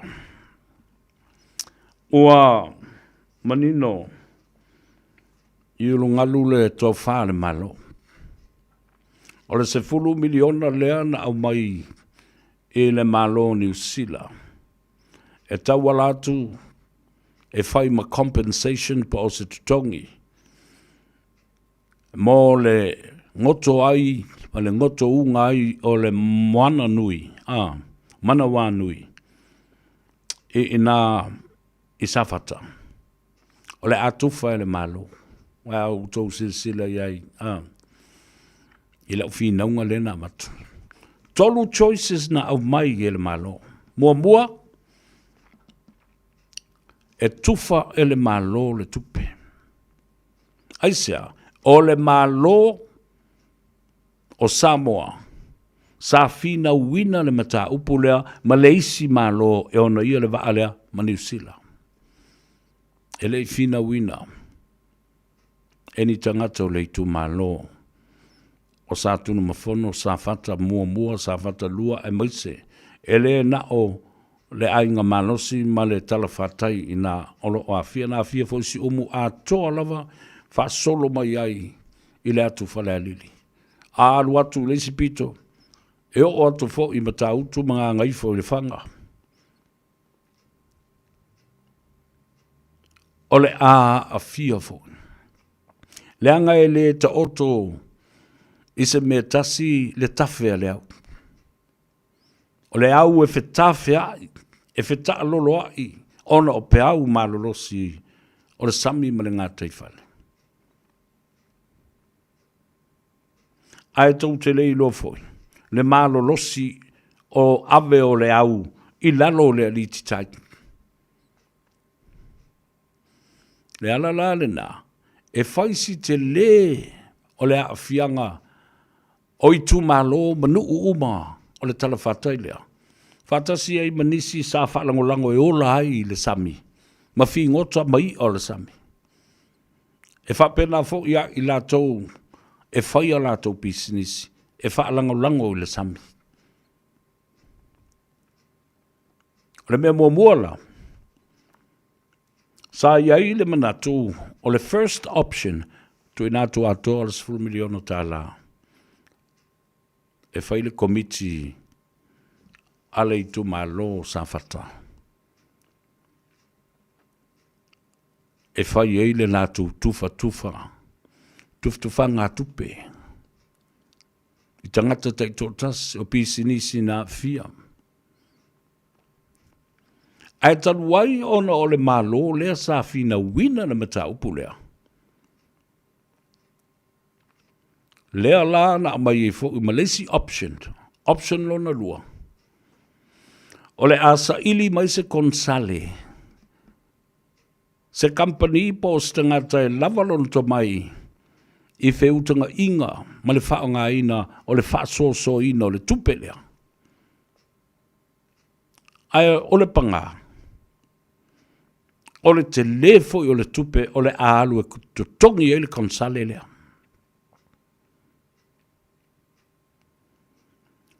O le si option. O le atufa loa e le malo. Ona o le malo na fina wina. Ia le mata upu lea i le vāo malo. Le malo si anga faa le vāo malo. O leisi malo i leisi malo. Lala le na, lea na ufa ia toia. O le option te tau na fai, awani ave se tupe le tu malo. Awani au maia se konsale. Ai te tau o na tu waile o ngā tutonunga le mui i le malo na te whaaso ina le tupe. Mō tangata te tōtasi o a inga, whape na foi, pisi nisi ma e na fia uma. Whai mai le lisi. Whai mai li poti. Ne ia mauti noa. E ami o tonu le tufaina o le tupe. Awa e tu watu ro fo i se komiti whaafoe, mai la tau te lufi ina le tupe lea. E umai le aso e tas. E umai foi ua veves. Aisea. Wale manino le whaasoa. Wai wo tele a wai wo laititi. O le talutonunga le malo. Leanga o le ngātai whale. Mai le me ngatai le sua o le tai se o i le lititai. Foreshore and seabed o mea tō tino o le malo.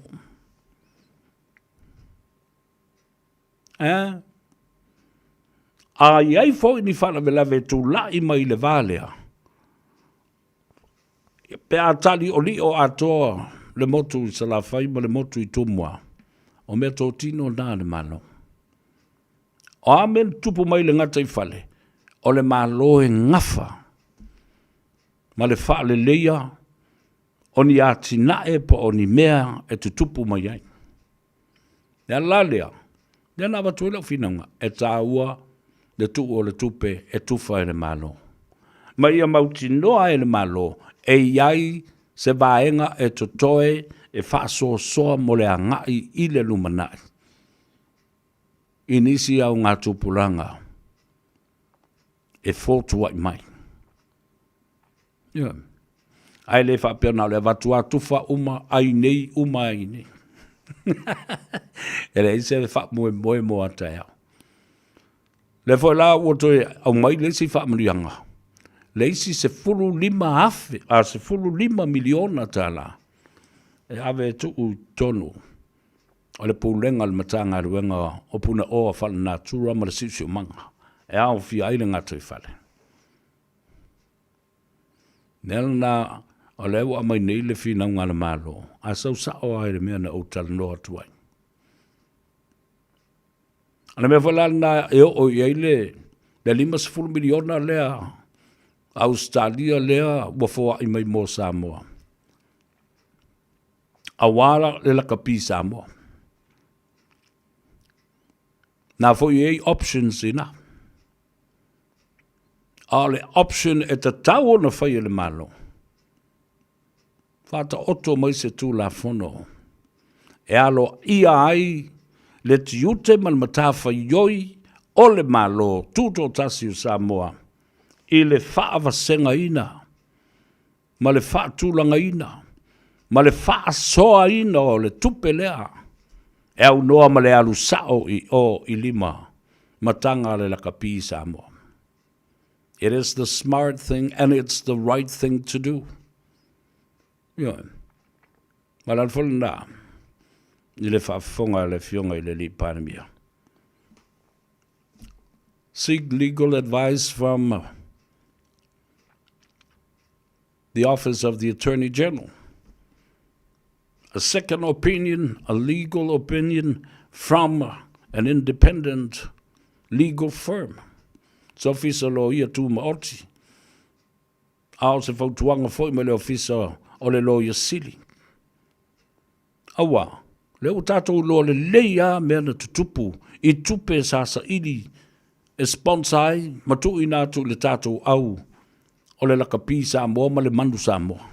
We all know what happened. Taisu e lava tupe ale nei manu I tausanga uma. Tausanga uma. E malanga I le taito fitu. Malanga le taito sfulma lima. Pasese, toninga, se vai, mea ai, alauni, faletali malo. And local transport to and from the venues of these games. People donated from all over the world. Organizations, families, sponsors, companies. Yeah. Ile ia se si tatou le tongi maai. Le se si le velo aso ia. Aya. So disappointing. Aisa, ta malai le tatou au talo fai le fai a onga manai tama. O alo matama whanau le tunu. They were ripped off. Yeah. Ti ngā le tele o tupe e avatu e leilo loa lava tupe I tausanga uma. Ma so se teimi e tā pena ai. Le tātou au e o e tau. Aisa. E le manuia. E le lei le pū le ina, ma le whaaso so ina le lei tala whea ngai, ma le te tau. O tupe ale la kapi Samoa. No tau si sila iai. Le ai a se ipo le laulangi, e le pisa o aima. Mana nu ai le tūlanga o le wha le tonu. O le tūlanga o tupe ma tutongi ma alauni o tama. Who's eating the money? Agnes Sayuli Kyle, Tana Falava Malo Saifomaria, Tina Mailo, o le sunga ya Sunny Adam, Talofa, whether it's Sunny or Sunni, Alo Saifomaria, Vaftail Mafutamai, Christina, Perfoi Rachel Sifa, Alo Lava, Mafutamai, Patalo whalau se a Musta Man malana whasoa. I Malaysia. Alo uso. Aftai fwili mafuta mai. Tufala tātou por kalame ina ia mawhai fwoi. Ona tali ye ia i le to tele o tangata mamala malamai I mea ia tātou te talanoa whasoa iai. And there is the thing. This is it. Ona ese le whaatulunga ino le tulafono na pai ai ia le tulafono au tu, the Constitution. The Constitution o le lakapilia. Ona. Le ala lea la iona le mawhaiona a apa iai le minsta, male malo. E tau whaatonu tonu ai. Ona ese le whaatulunga ina. O le tulafono na le stalai ia le Constitution le maenga le. Lea lau whaatua ui le minsta o ta longa ma le sui minsta a me se foi lau fionga le li parmia. Nei o whautu ina ai le ofisili, le loia sili le atunu. E toi tanga I le toi whaatulunga ina o le tulafono e mwhai ai. Ona iai le ai a tatau. Ale malo e a apa tuai pe a yeini wha le tonu e tula I mai. Ai mai se o le whainga whiriwhiringa wa te tau ai ona suia tō whinga o lo o tā whawhao ma e vai le rau whau malo ma wha lue ma wha mawhanawhana ai no foa. O le komiti wha foe ma le komiti wha tonu o le laka pisa moa. Nui. Mea tā ua le na. Ioi. Ai. O lesi vaenga e siri o na tā ua. Tā o fio le tupe I lima o le malo. Na. Tā o fio le tupe I lima o le malo. Awalava. Ne I wha mamuluina se pā usene I la wali ia. Mau tonu foi. O le tūlanga le na o lo iai langona o le malo o Australia. For what? For transparency and accountability and creating a new governance to make sure that there is no more corruption within the Lakapi Samoa. Beta ulena.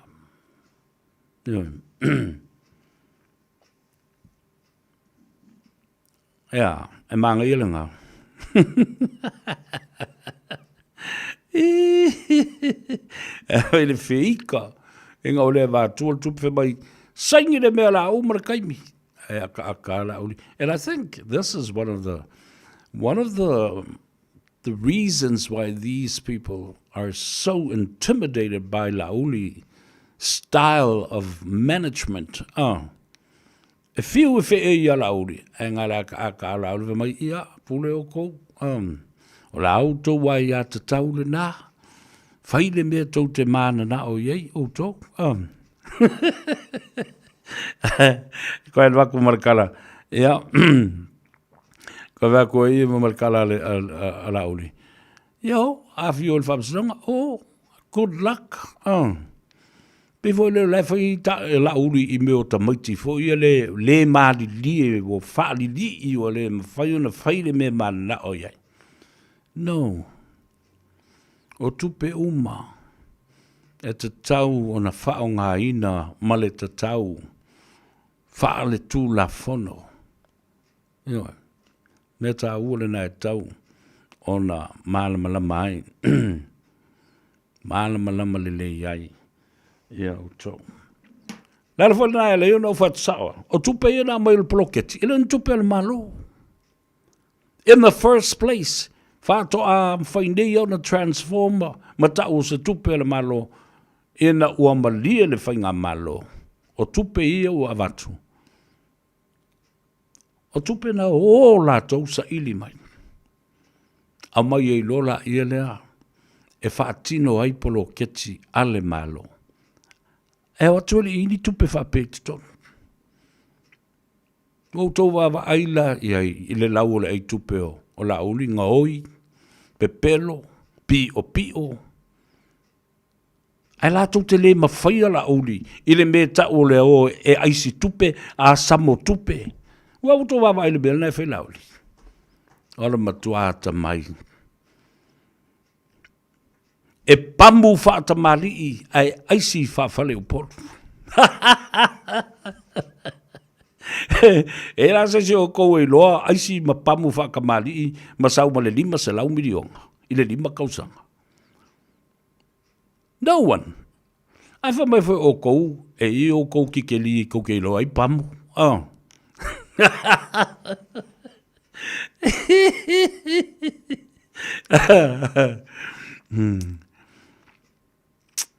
Ia nana. Tau te le i mawhai o na whai ni mea whapena. Na o le tau woa tau te eita alafu. Su e mai mea no mai ei tupe. Fale tupe o le lalolangi. Fale tupe o atinae. Whapena fwoi. Le Monetary Fund. International Fund. Ai ese ale me le pamu ila au. E pamu lauli i ma isi fata mali. Ai o maila wali i a whei tai ma me vesi. Tauri o lauli tu atu i ole me whai me ale nu umare tu malo. Ai o mai tau i misai ma tau i fusu i lunga i. How embarrassing is that? You didn't look for this money. Da lu ta mai titi fai apa fafalo ma le fai solo fafalo. Malana valu sanga malana as. Alu no solo mai aisi. E sau I ba mea ia. Ale mai tau te misai. Tau te vevesi ai. Malo George Sua. O ula Sua. KTU, tālo whalawa, nā lole se fumanuia, after ile mafuta mala tātou wo, e tāle pese se toi su e se avadua, ia, e mafuta atuai ile tamai ta io ati, mai le tātou whale tā vale, o le Henderson Cast, fia mo se tala le, ainga le na. Leanga manatua, tātou tele io le Keresimasi, ma le tausanga fau. Ai, olo o whaile wha alawi loa. Ma le whaapitoa a le vaenga lea. O le taimi e whaatau leu ta vale le. I le Henderson Cars. O le taimi fole na e tau awa tua ia te oe ia lau ticket. O le ticket le na e te malanga fuai I Samoa. A whai e te le fia malanga ma whao ngā le ticket. E ma whai o na cash. Pe wha liu ina le tupe. Ale mea tā ua la le ewa. Mana tua le tala nonga muli mata mai tai o ati. Ua o ilunga le se lau ta vale. Ua umana whaatau. O lono winga fo, e se lau tickets. Ua umana wha mea lo whaatu ia I lātou iau. Ua umana whaatau ta vale. Lea lai fia, wawai, pe fia. Ni ta vale na o mai, le teimile nei ua taulia.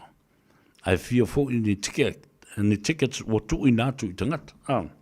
A wawhatu a mai, ia le whapitoa nei po le whaalawi loa nei. I le vai aso mua le masina o ai fo o Februari. Ia la tātou bo e tāle pese whamanu I atu ai. Ia te utou umalawa. Le o se e mai iai ia le au whai pese le au televau o le mātou nuu I vai ala. O le au televau ale e whakasa.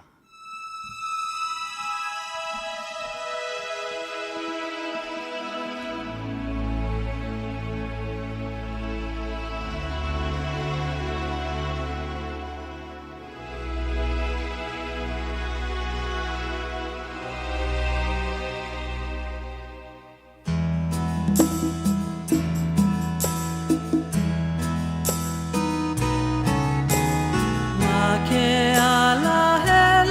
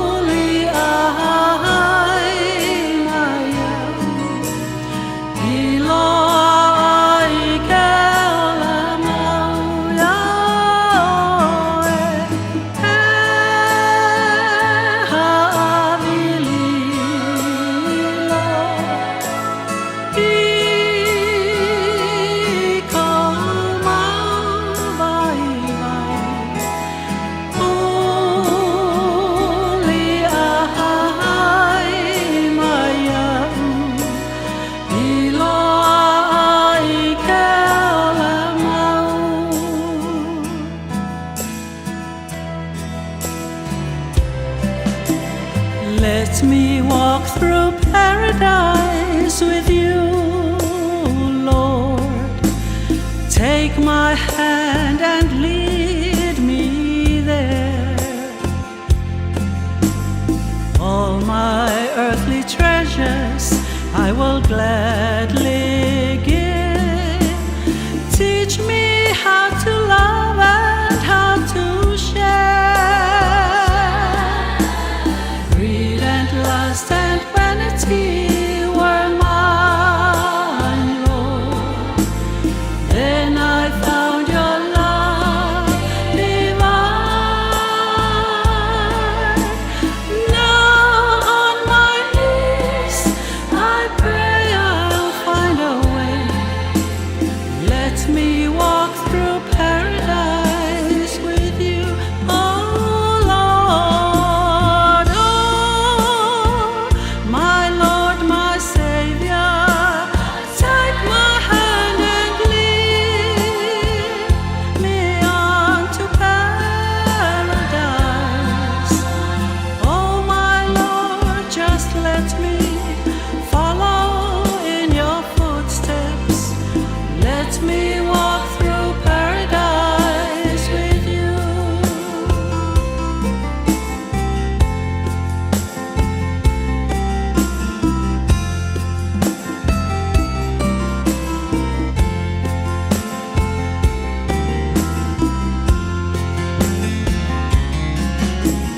Tango maya iloli maya suwe mata ita ia tua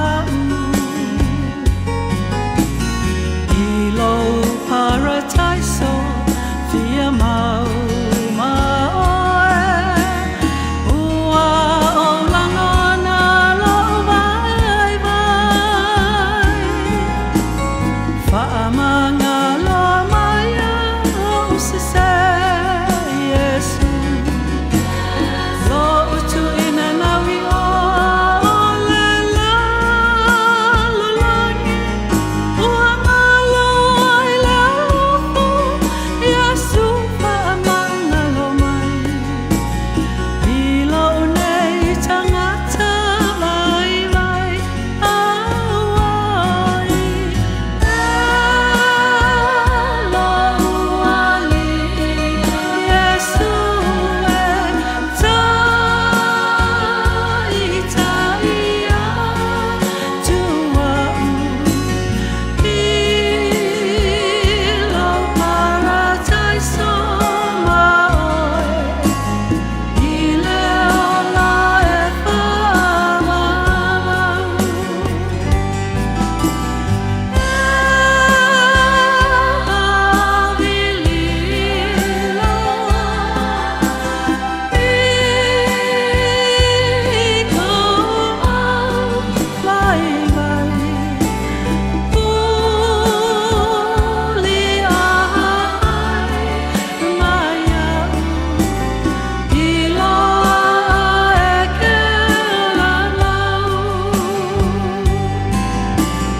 Let me walk through paradise with you. Ile ola e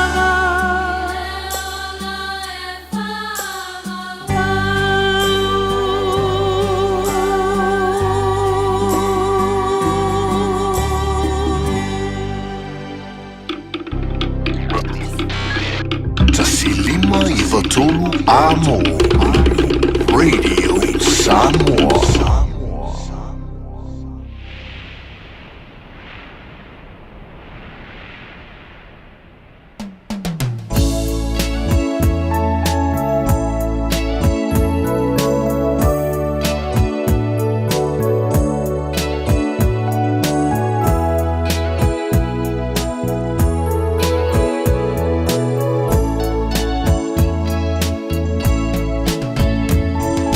Le matangi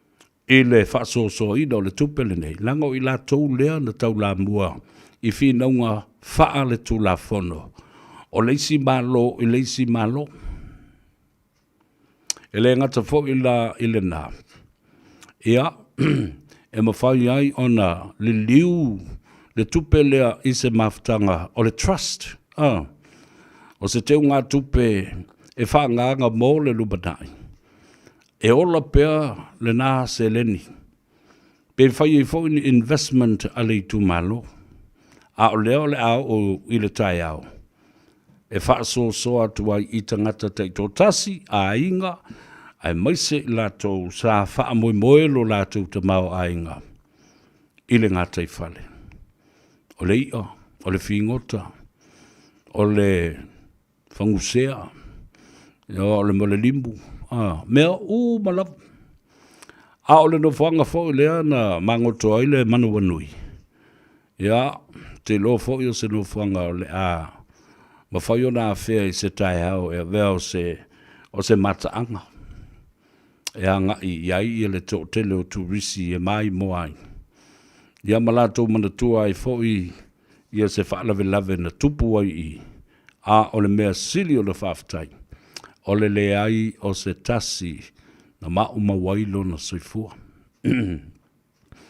Nala o te wawai atu mau whalongalonga tu foi. I tufa ino whailonga tāua loa o mea alofa ale tupu o Peletania, King Charles III, whatasi e foi ma le kovana sili o le malo o New Zealand nei. Ua momoli ai ia se whailonga tāua loa, mo le li o Commodore Brown, o le so upu lea le malo o le fita o le ngātai whale po o le Navy SEAL. Ona o lana tau mawhainga ia maua le sootanga o le malama o le tō malo ma le malo Samoa I ngā ruenga sa Fatino e New Zealand. Malana fita ma ana vatau. Ina ia ave e sea mai ai le tele o le swau ai mai se fo nisi tūlanga o ona e whaale tonu ai ia le ngātai whale. So, my dear fellow countrymen of the district of Safata, for sure, o la o atu le whaamrianga mo o tau. O le pole, a wā, a amatu nei fo I o tau au. Ia no tau I lola ia lea. Ia, e eile me pisa I fo I lumanai. Ia matua I o I fo I le whaamsinonga. A le oni whaono ngā lima, Masa le toto, si I mai le tau alisi nu o le tu malo I le si nu. Ia mamisa ma vevesi ai lapa. Ia la le tau na tātou whaai tete I ai. I le tūlanga. O le iai o se lau whali le vālea.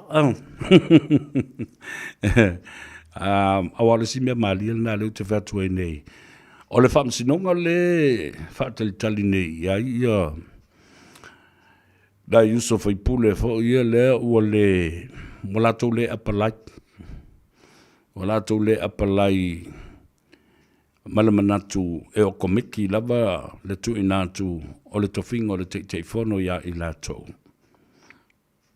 ia tātou tālia lupe o maundu o le ngona lava lato ia sa tau no tau siustai ele au lape na whaatulanga mai ai ia whainga whaavae fōu a le fionga le li I pārmia ma le komiti le minsta o I lātou o loo iai I le steering committee a whono whaavae anu umai tu malo. O le ale au lape le nā. Apalai. Tamuna apalai. Le si vaenga sili o na tāua tele le mea. Auto silsila nei sa ilinga malo le sunga lauli al mali atoa. Malana kapineta malana whainga malo. I mea iau te talanoa tuai ma wha mali le talafole le o le pamu wha ta mali I ai aisi wha whale upolo. Alu la le sunga lauli malana vaenga. E sa ili tupe. Ele o mai wha tutu mo ia la tautanga. E o mai whaailo le whangatia ma whaamanusina le lātou sailinga malo. Ma tu ina atu le malo e whai ei polo keti ana malo. Le o ni launa. Le ai ni no ngā tupe.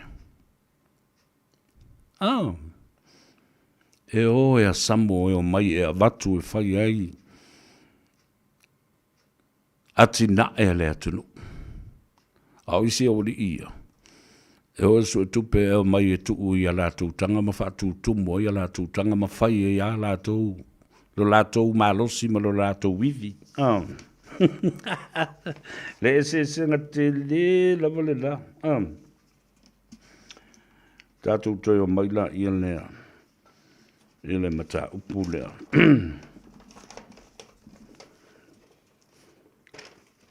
O le vaenga whaavau malole nei. O le a avea ma whawhita uli mo atunu umalawa lalangi. Ngā yo inga ia lo whatino nei e Donald Trump. Ia. Awa wheo leo whe mai Donald Trump. The problem is, now Donald Trump wants to run Venezuela. How can he run Venezuela when he cannot run his own country? The cost of living, the cost of health care system is down. It's a wreck. You know, the United States are not looking after their people first. Ola e popole fuai o I mea isi atunu. Awa o lesi vaenga le wata ua mai nei. O le tele o I lātou ia. O lo o le Unia Europa. Male maftanga o le asoci o le NATO. The National Northern Alliance. E lo fia.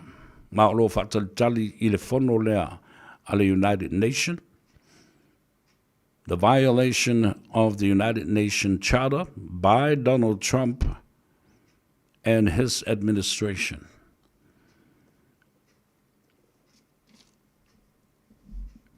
The American citizens are not safe anymore. Tātou tilo iai.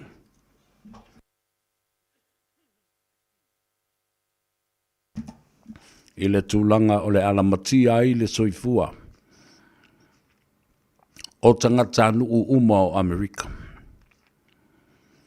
O le a tātou mata I tuina nei foi. Ni whaala potpotonga e tumu ai le tō tele o tangata nuu o Amerika. Ai le mea o le a tūlai mai ai. Iei fo ni tangata whātu whaalavelanve. Lātou te tau I masui I tangata nuu o Amerika ona o le fifia I mea ia. E tu oi fua le isu o Donald Trump I pisinisi a isi atunu. Ele na Venezuela fo I lo la o mai le cocaine. O la o mai fua la au fasaina. O le mea monia o excuses umai mea le toina. A o le fia papai. I le swa uu ma a seta o mea tō tino a le atu nuu o Venezuela. Le fau whawhewhe Donald Trump, lono winga, this will become a pattern and a despicable behavior of the man himself, threatening to attack Greenland. Ja, Greenland o le te tasi o le vaenga o le malo o Denmark. E pule ai le tupu o Denmark. Le voila ua au mai ma le whawhewhe o le aus whaia e le malo Amerika, Colombia. O sa whaia e le malo Amerika, ma whaoa mea uma I Mexico. O le whau tilo e whaise o sa whainga whapena I Cuba. Iran. Sei vava ai i le mea o tula I mai nei. For my Putin I le tai au le lela.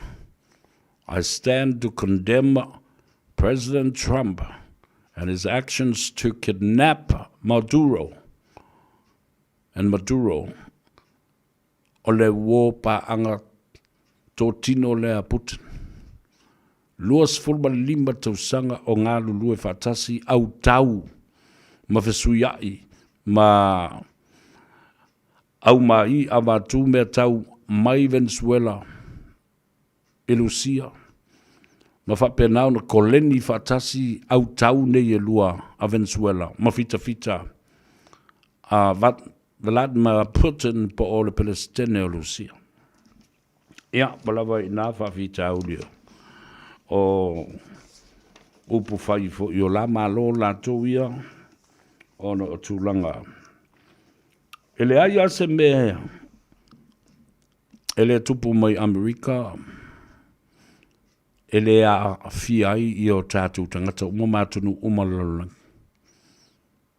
E me noi Amerika, ai whapea nā whai o nā a fiai tātou le Pasifika.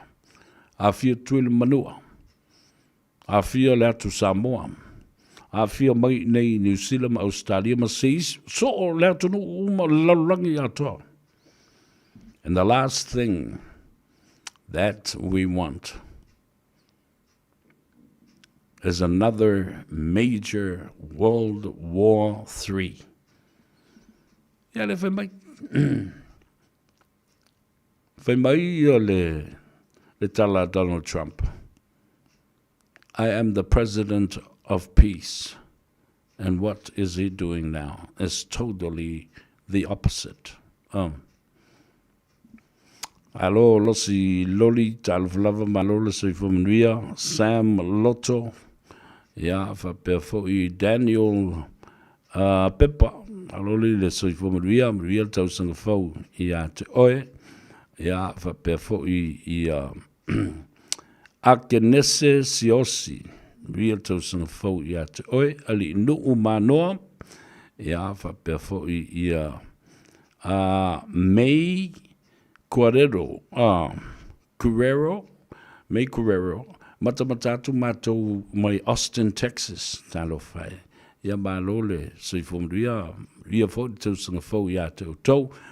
Hana missionary, talo falava, malole se fua, happy new year to you, fa perfo ia fe puleai, Elizabeth Firo. Tatou toyo tasi lava e su e maile. Ia tātou teine o ati mai le tātou whaleta vale o le Henderson Cars.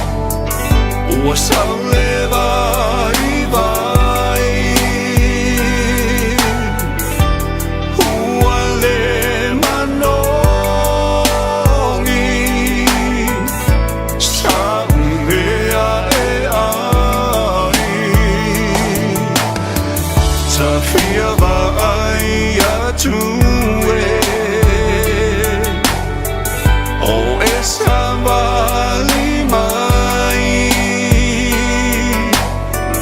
e fai macho ma ngalo vai vai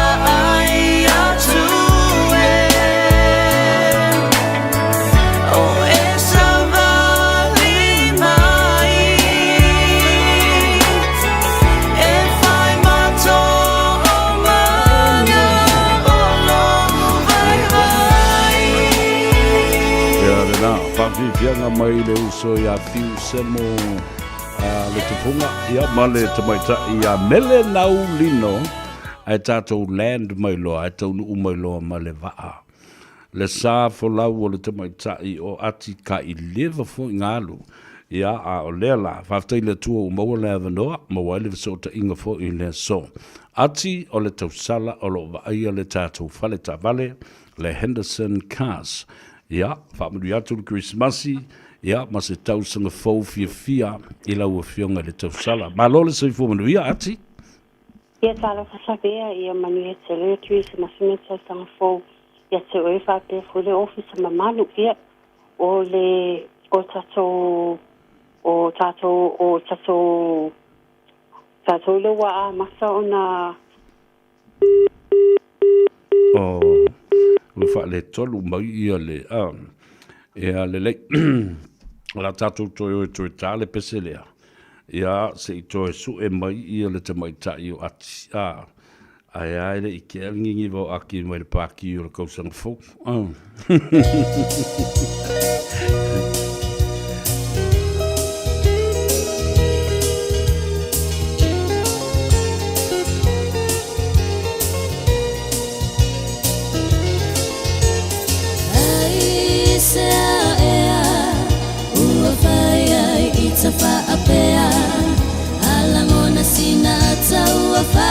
Gagaifo nei tala Se iwa aiane Ilo lava loso ifale tu ule aya Male tutupu ayo fa alave lave E pula lava oile fainga unayo utala Tate ata Ao manonge ngatia Iwawe pua ina ile ala Aise mala Alofa se itu uia Maleve lesi ole ola fia fia Tau mafaia e maona Alofa ma se itu uia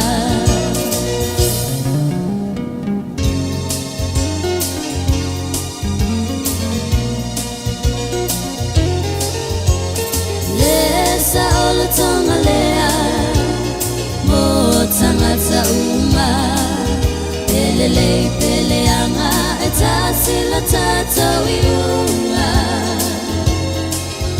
Awane ifa apei Wase ua mi olelei Ona eta ulea Ole pua malafu maine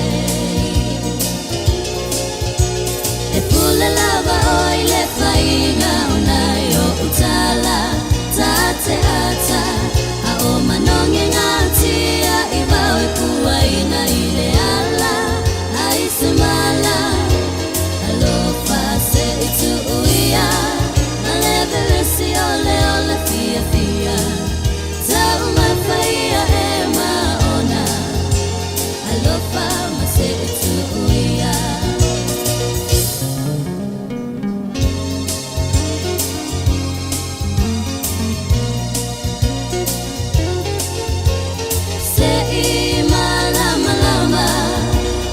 Tuana ia soleanga Ua matele fili male te vola tau lama lama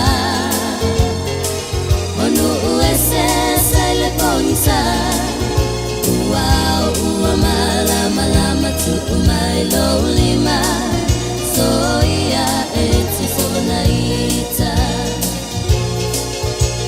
E pule lava oile fainga unayo utala Tate ata Ao manonge ngatia Iwawe pua ina ile ala Aise mala Alofa se itu uia Maleve resi ole ola fia fia Tau mafaia e maona Alofa ma se itu uia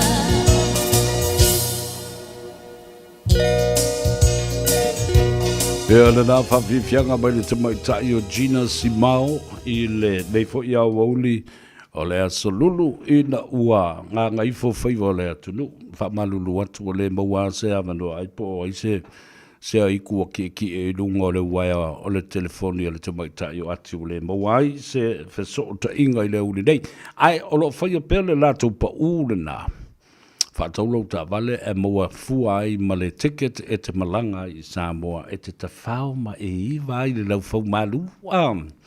A whai fo ila e te le fialu I Samoa e mawhai o na cash le ticket le na. Whaaliu tupe. Ia ma nei a fo le na. No fo inge e. Whaasawiri lau ka vale fo le na au mai. O le numero al tamai tai o ati. O le o valu selau fitu tastasi. Ia, po lo wafe fo iai le lātou tuatusi o le selau fast full maliva, Cavendish Drive I Papatoetoe I Manukau nei. E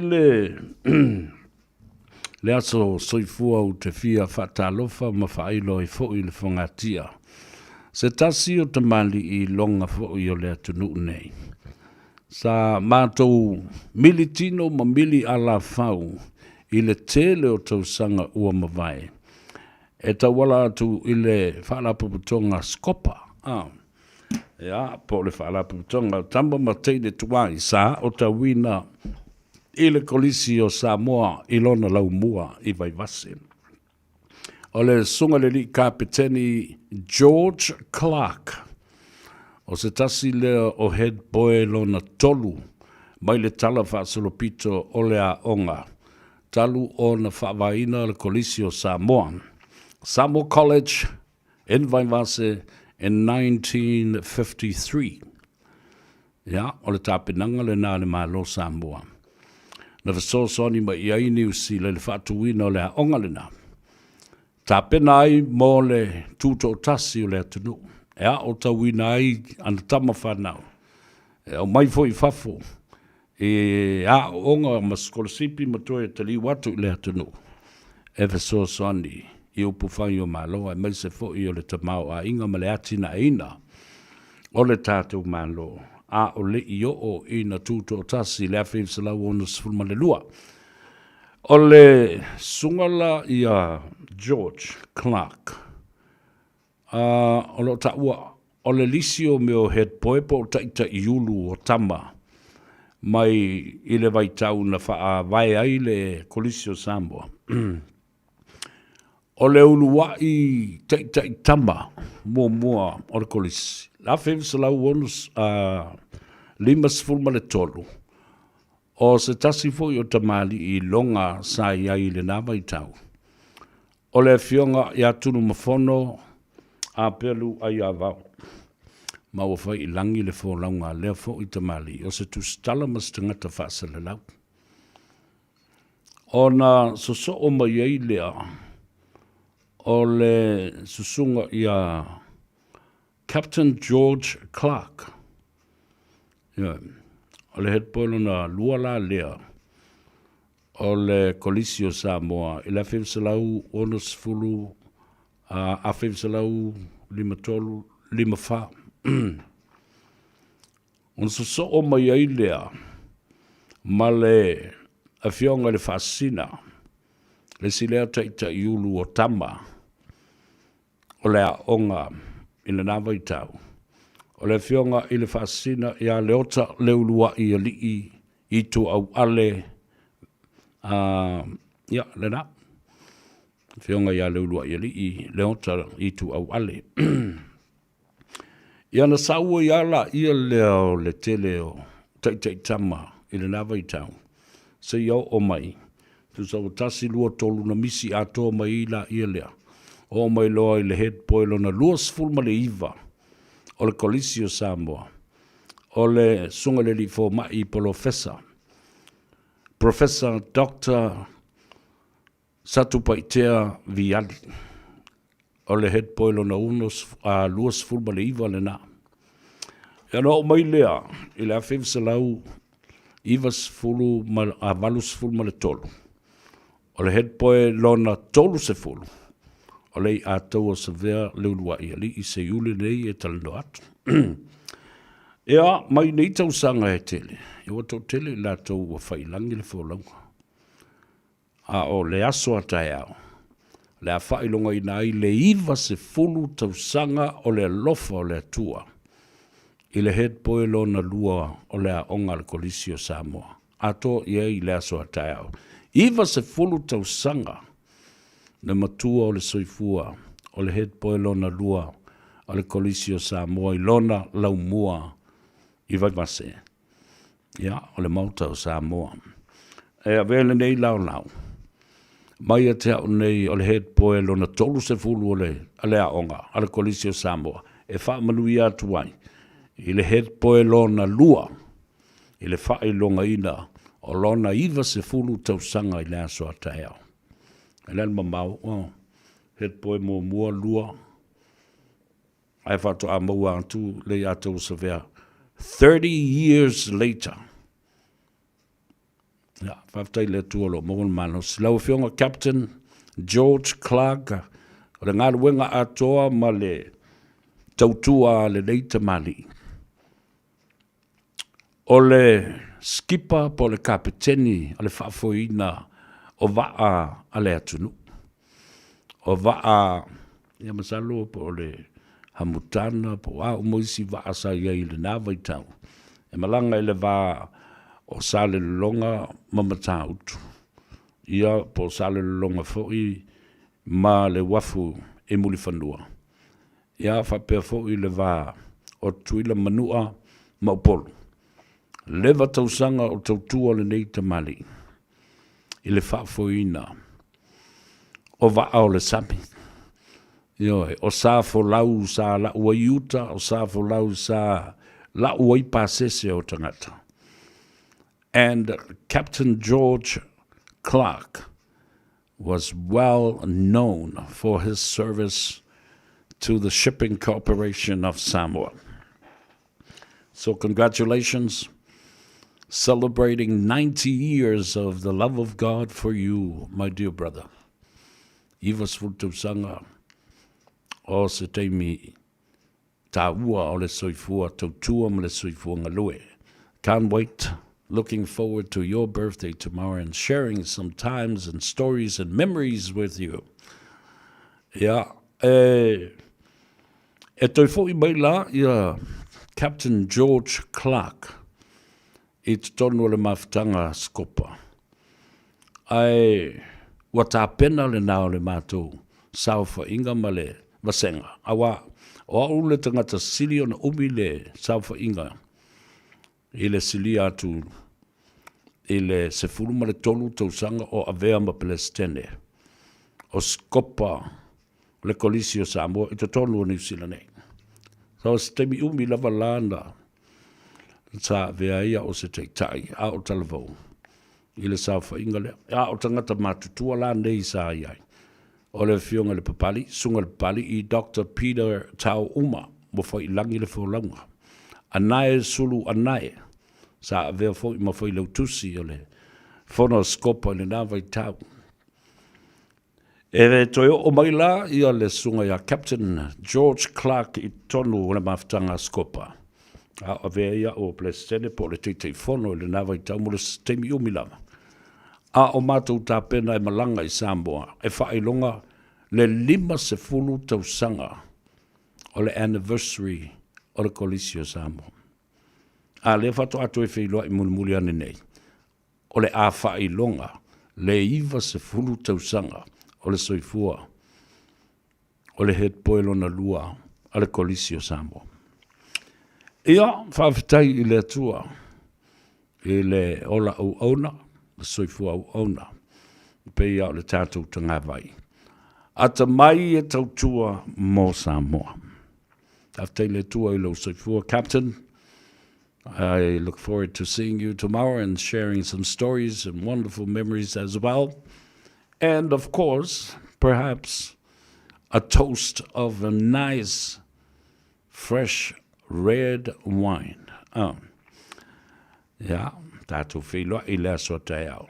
Ai alo whangia le tua lo soifua, au ona tau tua ngā lue, ia tu lui tau sanga o le ola, ma ia mau ai le fia fia, ma le toa fi malie. You know, you've done your job, you know that whatever that was supposed to be done, and celebrating 90 years as a milestone itself. Tātou whilua I tau, manuia tele lo wa soifua. Si vale pasesa, Jimmy Bird, Talavalawa Jimmy, listening to you and watching you from Brisbane, Australia. Ya, manuia le toe taliu mai le vayaso, ya te oe male faltua, fa perfo I le ainga lii, ia malutia le soifua I lunga o peau mga lunga lo le ea. Le lato I le taima, le lato I le ala, ma le lato I le ea. Tau mai tātou whiloa I le fia ma le nganga whaftai. Ea, koleta uaia, talfalava malolo le soifua, ruia le tausanga fau I a te oe. Ia, whapea fōi te mai tai o Mary, talfa Mary Cuerero, watching you from Austin, Texas. Ia, whapea fōi te mai tai a Kenese. Si osi. Alo, whaftai le, mafuta mai. Le aini whalawelawe I Samoa, na mai mawai le ola, e le tūlanga o le tāua te le, o le saunga le mu.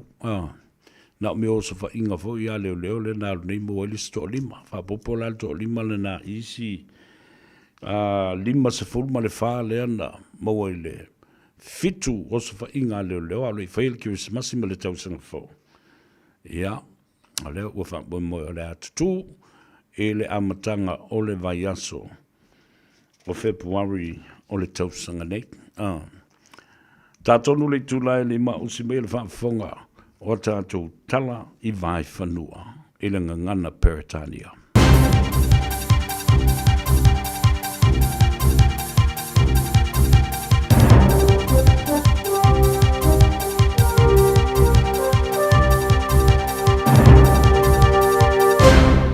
Fatalo fati lau whaafonga le nei tula le aso a alo maia o tātou telefone ua mwhai o na tū whātasia e lau Radio Samoa. Wa lipatia mai nele a matatapina pinai o whaitu o South Island I tūlanga o le tau ua whailo mai e le vaenga le vae tau. I peo na maua le whitaia ia ia whaitu o le atunu ma timunga mamafa o le malolosia matangi angi mai sifo. A le afa mawina mawalunga o le vevela o le aiai le telo whaitua o te roa le neva yaso. Famawina le sui o le vaitau ya Braden White o susu o Savili mai lai po I tu sifo le awa aia aini timu te ulu I Southland ma Otago e awhiai fo I Mbakago ma Dunedin. Ta wele malolosi o Savili o le awhiai tu o South Island, West Coast, ma e ono awhiai fo I Makalai City. Ma wele malolosi o Savili I Greymouth, Hokitika ma Milford Sound e angi mai e peo ni matangi ai le whaatautau mai ani vaenga e ono popole ai nisi. Ta ue reporti le anga I SAI o Savili o le mori mawina fo le maulunga o le tikari o le aiai le vevela e peo na wha mawina I telo le teimi o le neva yaso. O le asilia atu lea ma le lua se fulu tikari ma anga I atu lava I le tolu se fulu tikari I le asfareile mo le telo ia whaitu. I le anga I atu I te tonu whaitu sae o North Island e Alfiai, Gisborne, Napier, Hastings, Tauranga ma Whakatane wa amatawa ai le maulunga o le vevela ua iai nei. Ta ua o le whai unga le neiva yaso le awhalangoi nai ma loa ai le te tele o le vevela o le aiai. Ua tapisa le to tele o tangata le atunu e tu saai ma fianga o whaamaunga ma whaamtalanga whaasino I mai ma e au tawa atu I mautanga se ngase mo fiso soani matonga fitinga. O se mata upu o whaaliai le lefia fia ma le mata o tele o se tasio tangata o lo iai ana whaamaunga I le vaenga po le au nanga le mai manage health.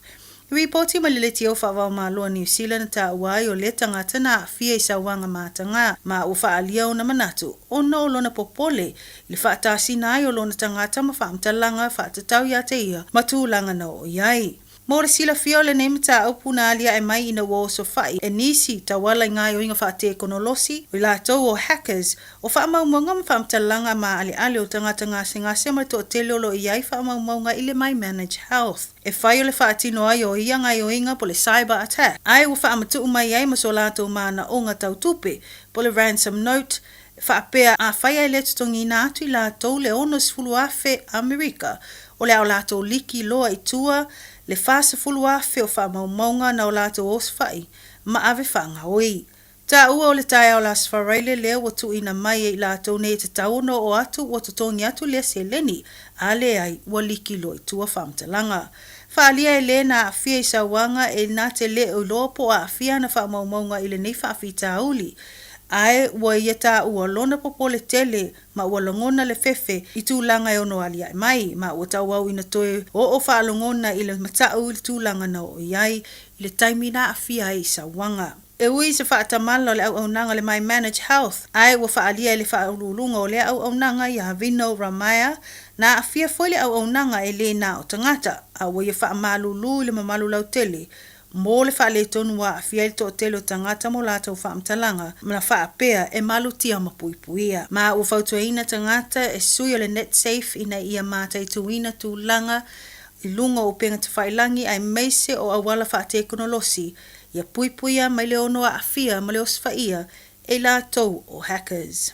Inisi o tala o liputia mai nele tu ina to le tau au fiso soani lau au nanga o ta ua o le The City Advice Bureau, CAB. Mo le whai tau awhio tangata kiwi o lo o whea ngai mawhaafi tau li o le tangata telo so isfuanga o tu langa tau whea malanga inga o whale au mawai ma le whengata o le saa ilinga o ngā luenga ma isi. Ta ue reporti le whamawina ai le to o telo sui o ngā lulue mo le CAP o I la tau e o fufua ato la tau taimi po volunteers I le la lao pōrirua. Lo la tau tali atu I so o se tasi o le whale atu I whai tutole o fisa. o e o lo mo mia le fiso swani I lato o whaato asi te seni o le ato nuu I fiso swani o lato tāru sanga mo tu si whalau New Zealand. I o lava I lato o tangata sulwhai o lo mo mia fiso swani tāru sanga mo ngā luenga o ni whale au mawai ai meise nei a inga I leo isi tūlanga le lei tū tau tamau a inga. Whaalia le whaatono o lea la laia Natalie Vermack to a tele o nei tangata ua nga I atu ua tau au ina mou le whaamoemoe I le whainga tāma le tele o vaenga lo mo mia ai le fiso swani. O le Citizen Advice Bureau o se whaalaputuputonga tu maoti o loo whaasoa atu lana o unanga I le mamalu lau tele. Mai maua o se au unanga e whaatupeina tawala mai fiso swani tau tupe ma mea alofa se leni e tau limaina. E o atu I le lua fe lim se lau tangata ngā lulue o e o fufua o la atu taimi po volunteers. Ma e valu se fulu o na lala I totono o te roa. Ai tala mulmuli au tali ai le amatai no le nei tausanga I tūlanga o le taamilusanga o le Super Rugby o le ufamaonia mai e ala I whaasalaunga whaalau I tele le kalapu laka pia au kilani, le Blues. E mai asaini ai e nisi o sui o le akalapu o tamata a alo o kon karate ta alo mo ni atunu I fafo. O ila ua ufamaonuieina o le alii o AJ Lamb ma le alii ta alo o Hasken Sotutu. I whaamtalanga me le tūlau o le Blues I lunga o ping tawhailangi o le li o AJ Lamb o saini atu le kon karate ma le kalapo ASM Clement Aveong I Wharani o le li o Hoskin Sututu o saini atu lana kon karate mo le Newcastle Falcons I Engelani.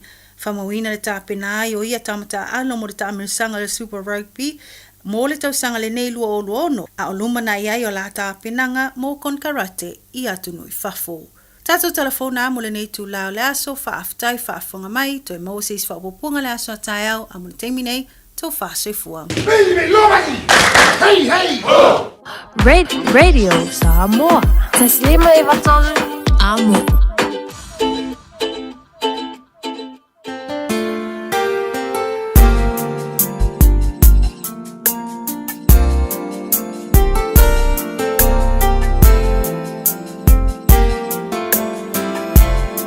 Na ola ngona whaanoa o te masalo o eiloa Leo langa e alupea e fesoa ina I so o se mea o whainga tamatinga e peo le ao ma pongisa o Faiva inga o le olanga e o ma I so o se tinata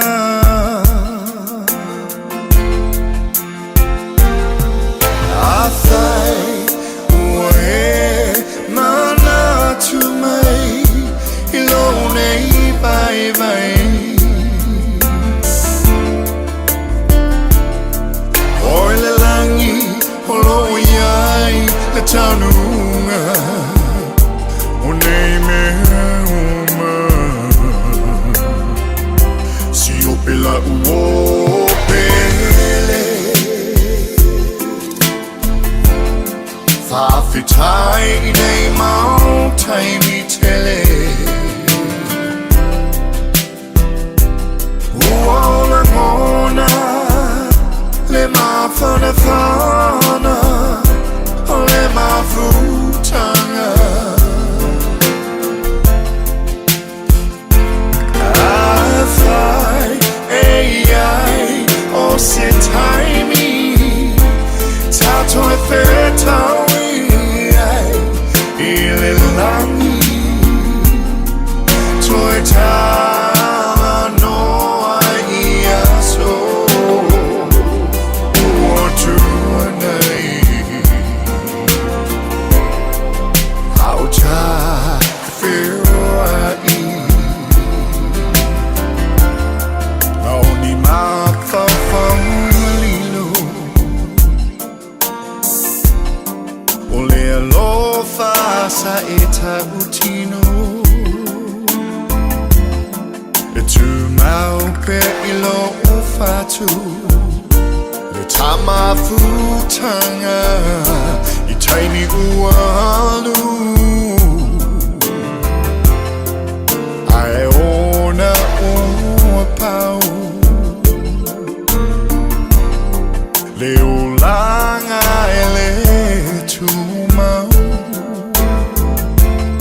E peo le mutia I le sau Lo fa'avae Ne I mai mau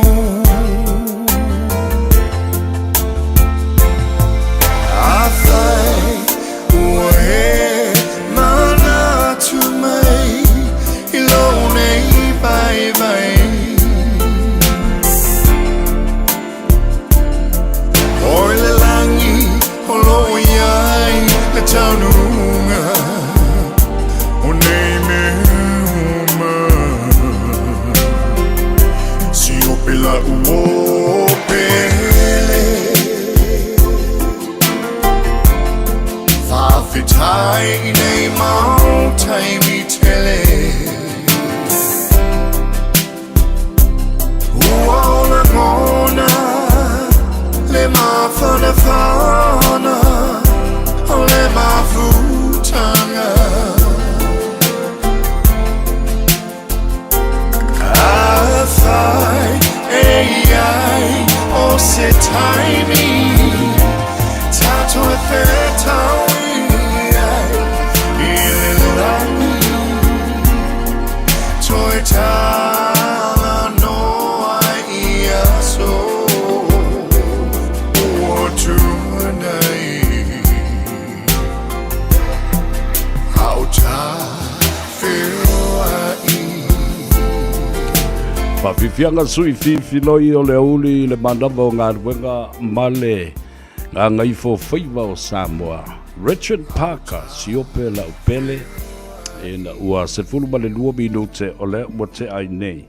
Ia le itu la lima.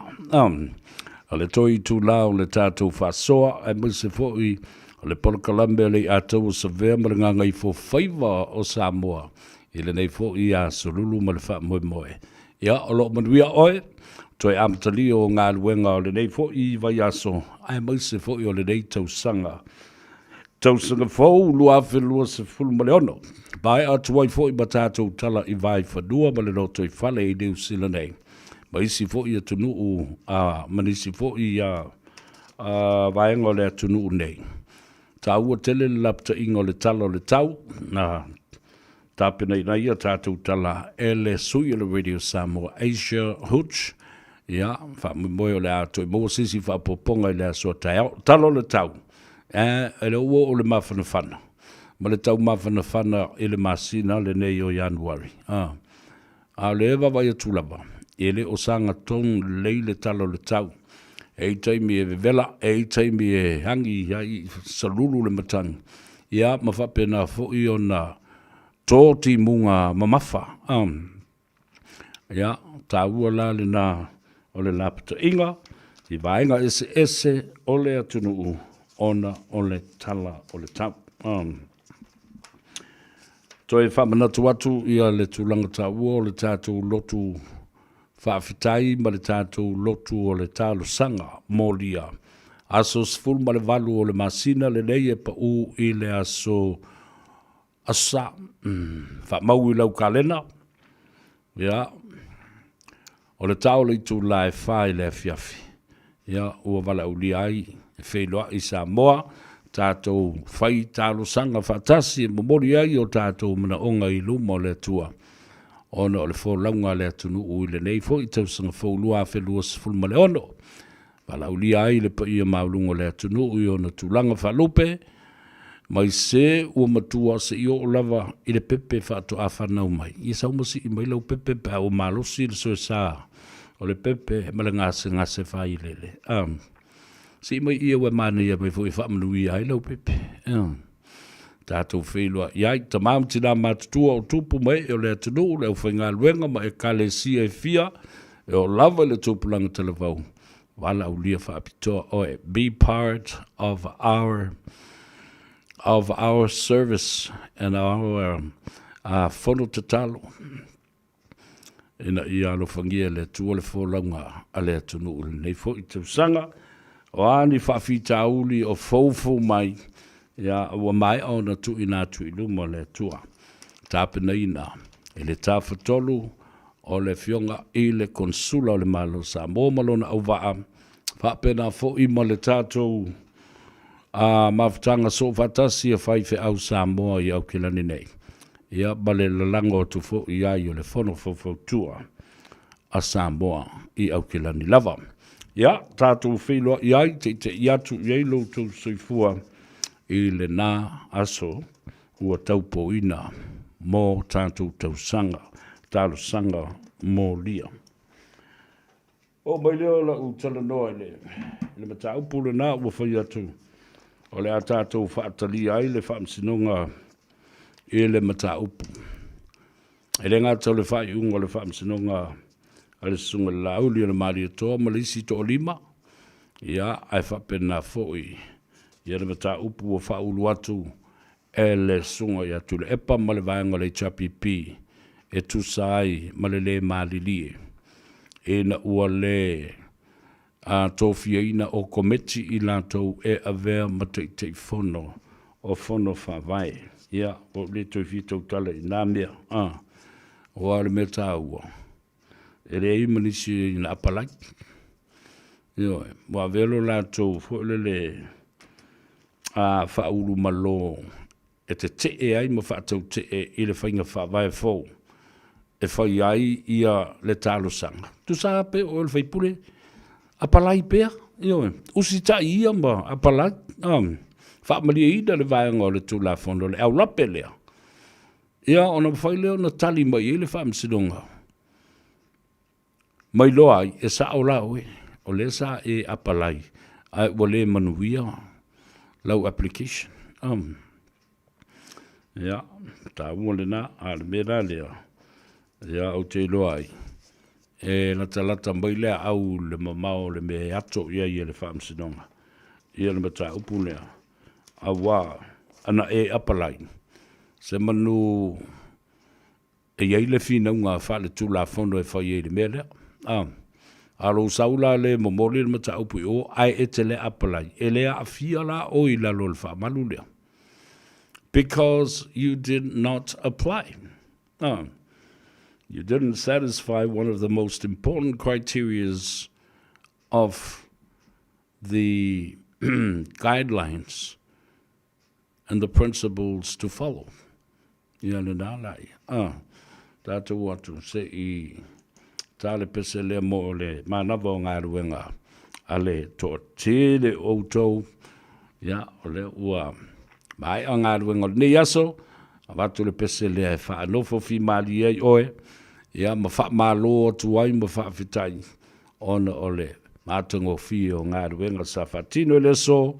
I le toe amatali ai o ngā luenga a le atunu. A onisi olo o malo lopea se ia o ile aso lua o le vai aso fau. Aso sfunba le lua o le masina o Januari.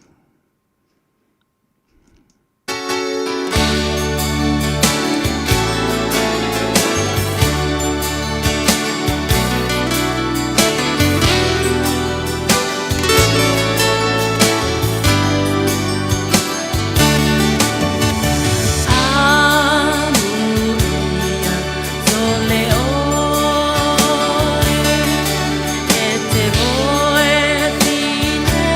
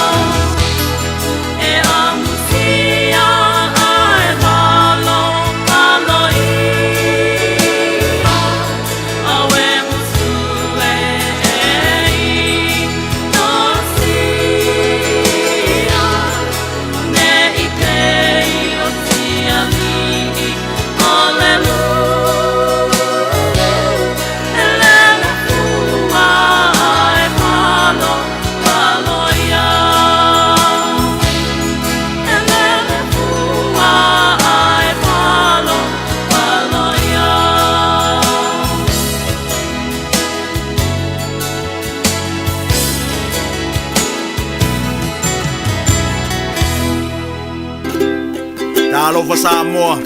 Wa ule ne yo kas futialu. Awal suia ngila wa ule kio.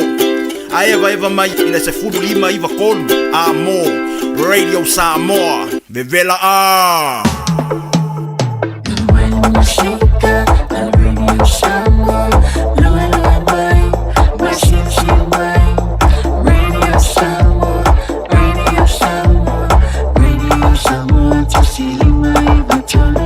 Radio Samoa.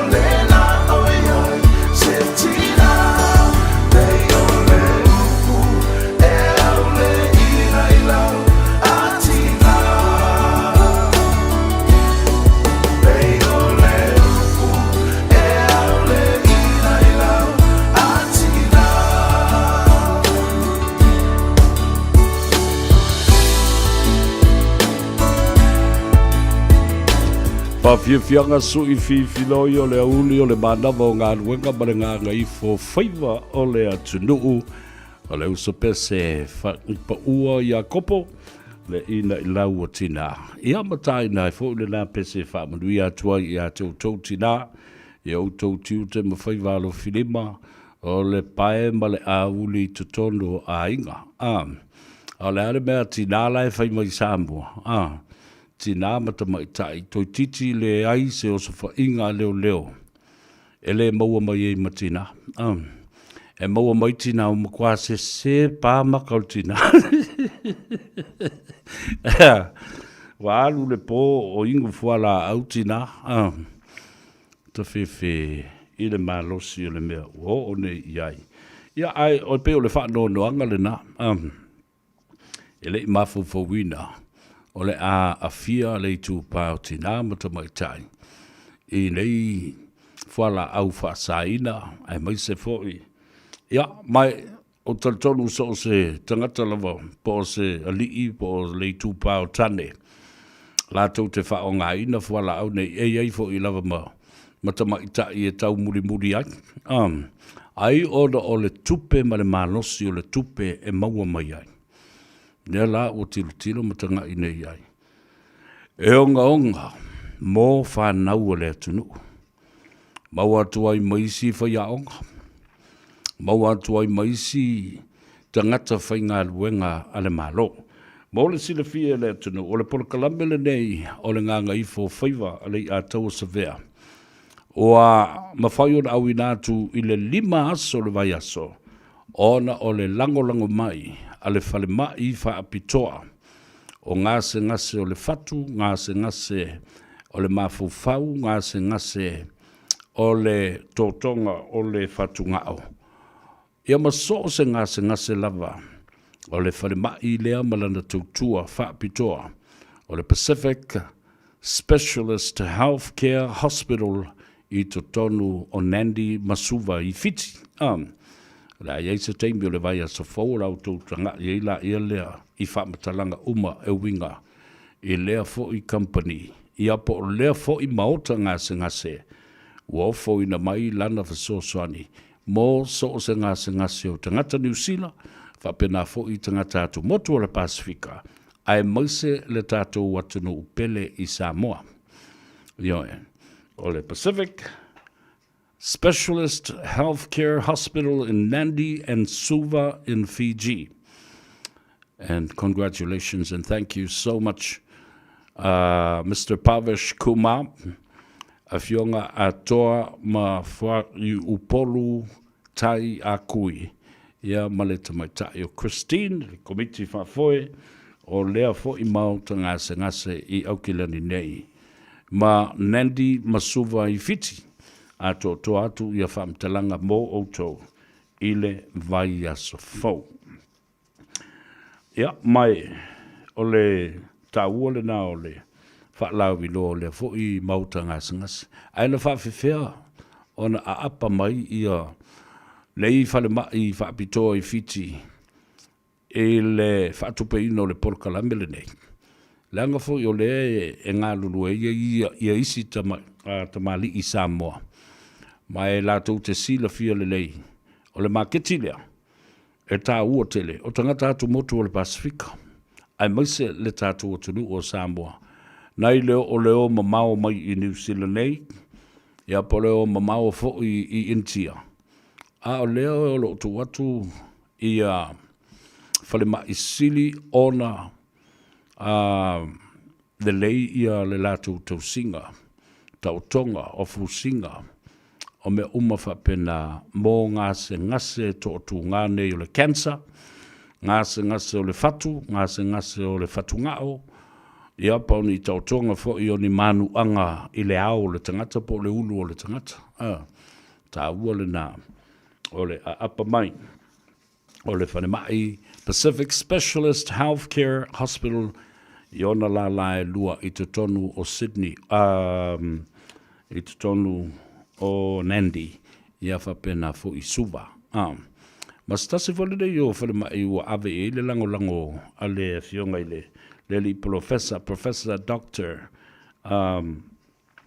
Satu Paitea Viali. Ioe. O ia lea o whaululu iai ia le tūlango lea onga formai Samoa Medical School ia pia.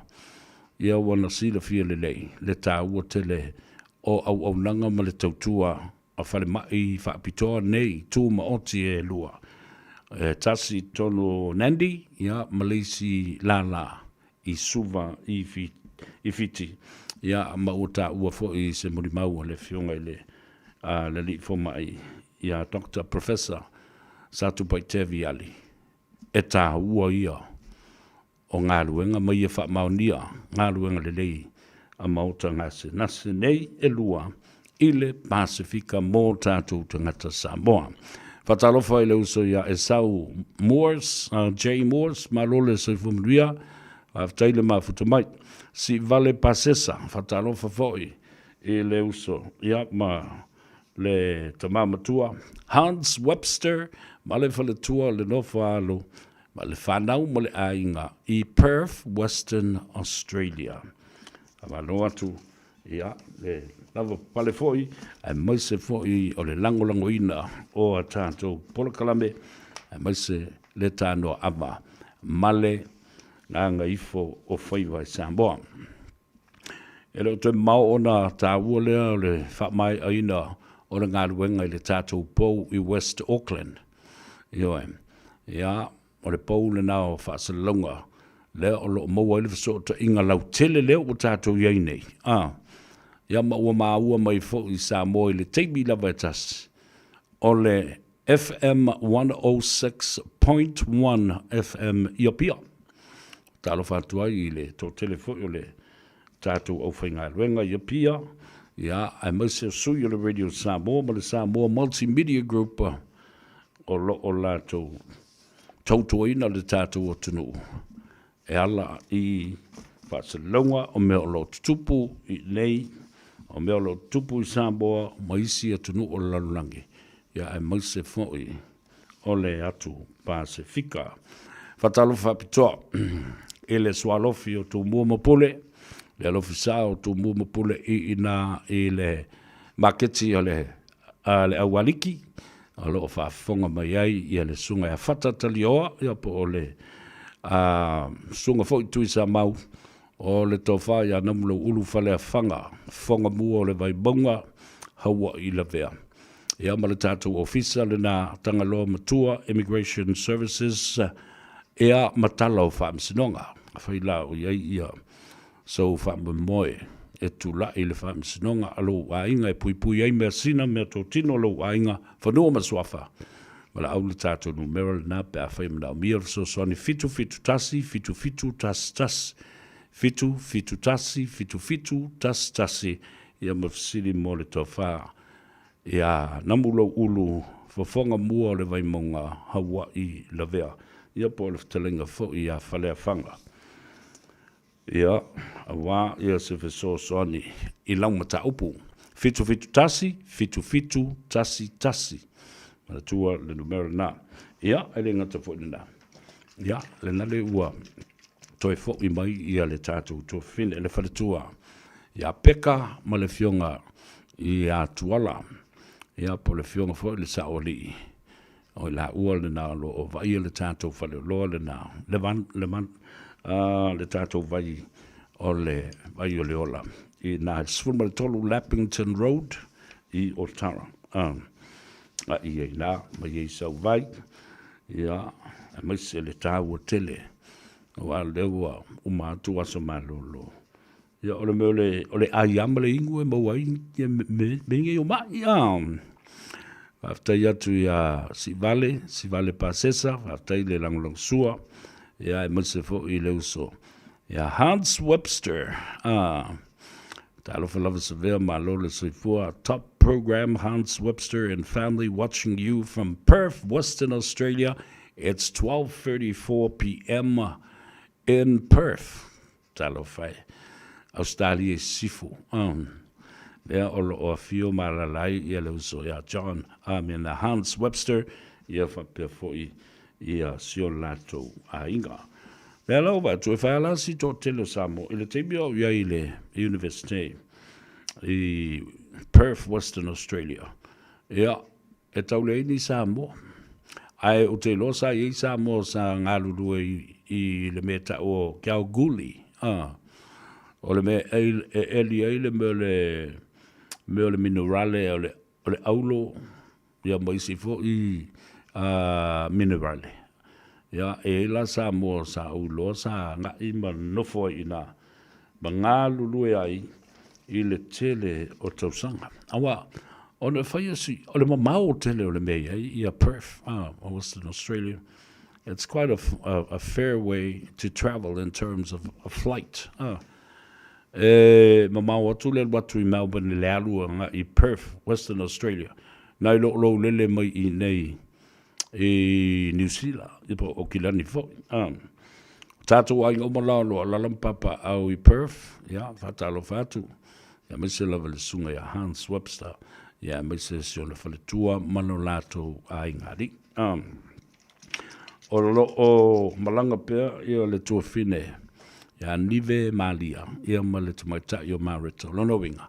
O lo o tapunia le tātou marketi o le vai o le ola i Templeton Place. I Manurewa, Glendon. Ia, ai malaule a tau savea. E maua i lau mai. A leo le nā, a ngā i ane le tasi market. E mawhai, ona, wawhe maua i lau mai. I nā e pitanu o mangele. Alo nā walau mai le a tau se vea. O lua tasi, lua iwa whā, fitu, iwa, lua, fitu.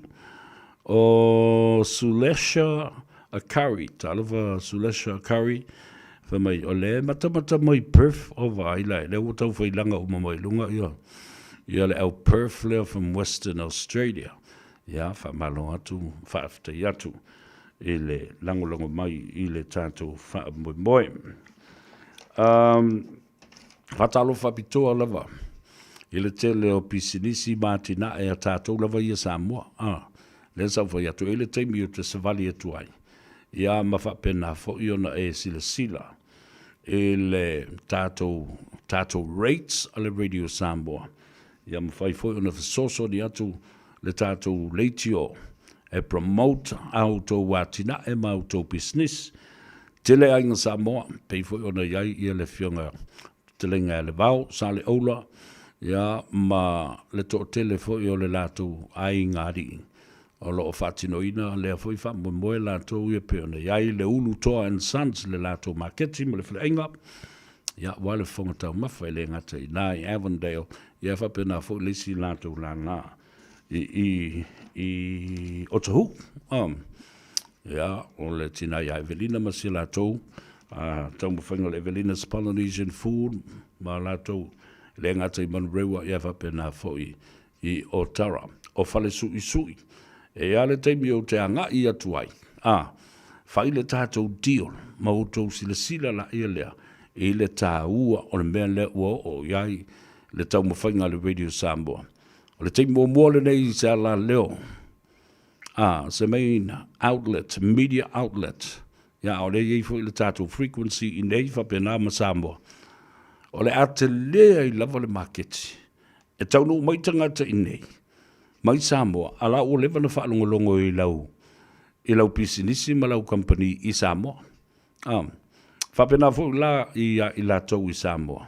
O pisinisi ma company i Samoa. Ole a lautele, the expansion to expose businesses and opportunities for our people before they even travel to New Zealand. Ala wala tau loa. E tau nu atu i Samoa, wala tau loa me iei le Vodafone, wala tau loa me iei le lava, wala tau loa me iei accommodation, rental cars, ma meo pisi nisi whapena. Ia, e mawhai. Ona maua ai le sosani. Au nei ngalo ia te oi. Sau vai o leola, o lua tasi, lua i mawhafi, tu iwa lua fitu. Alofa mai le tua vai lua tusa so tātou manuia le nei aso. To e sifulma le ono minute o na tā leo le itu la e ono. Te leo mai lopo ai o le a suia le sema i le au le nei. Ai anga le lei le tua. E le wheta loloa i o le atanu ui lunga o le ala tele. Wa ai wha le lei a ea. Ma pupula wha le lei mata. And keep a safe distance, a traveled safe distance between you and the other vehicle in the front. Ia o tātou wai mafu ai le tele o whaalawe lawe. O i ke whawhia poko lungo le awala ai pupula le lei mata ma tu uawa noa fo i Easter ngata. Try and be patient on the road, giving chances and give way to some other people as well. Ya, e whapena le whāwa tai lungo le awala. A leo ka kui mai o lima o le ka kui e kolo e polo ka mai e ra kolo ma kua i whasi lea. E mea lao te whaitu ai. Wa lava le vale tasi lungo le awala. E lua loa vale, ianga le whikau ilo la, ia lea mkwa le make sense ala, ia leo le mea. Ea le lei, maluia tele nei, fiafi malo longa, tau nuu maluia i mauta malawa, whai ngā talo sanga i le fiafi ana nei, tali ngā sua, whai ngā malo longa, ala whai ma lei fua i le lofo le tua i le asua taiao, la tātou e tale pese le ia tau sa vea. Ia, e wha manuia atu wai i a te oi, ale pese, le ai, ale ata le pese le nofto tas, e whetau i le le ia le nā, ke ngofo i o ia. Ia e o savarivaria o le mātou. Fale, whenua i le aso atai au, e le whaatawhiti o le tautua o le reiwai aso. Ia, awa ia le au nanga ma le tautua, o le tala tau longo ilo tātou tanu. Pese le i atou sa vea, e whamanuia i atou, e whamangalu sa leo. O mai uma upua le atou i atou whaiteria, o makawa le mkoe o mai kaya. Well, o tala nā i o tātou tangata i le nei fo i mai asu, ma le nei asu. Those are the stories about our people, their actions, what they've said, whether it's good or bad, it's up to them. I'll see you tomorrow. Whamrianga whapitoa la wale nei wangalo i a tau, o le anga le leima le lofo le tua. Uau lia mai ai le fionga le ngafitasi po le sunga fo i atu i Samoa, le fionga i a Fuimono, po le sunga i a Fata, si ale ngā, ia le tele o tau sanga o lona soifua. Whamna tui le lea soa nafi, a tu titi apa u i a tau. Ia, lau sunga tui Samoa Fata, ia anga le lei le tua, po lau fionga fo i le ngafitasi Fuimono, si ale ngā.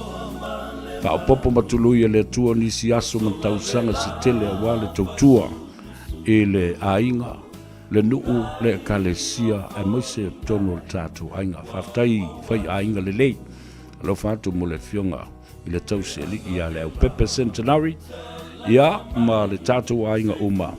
Ia sa le lila penga mungi lua mea lofa mai mātua o kako ka mai pepe ula vavale fo ngai baby sene ma baby whapale.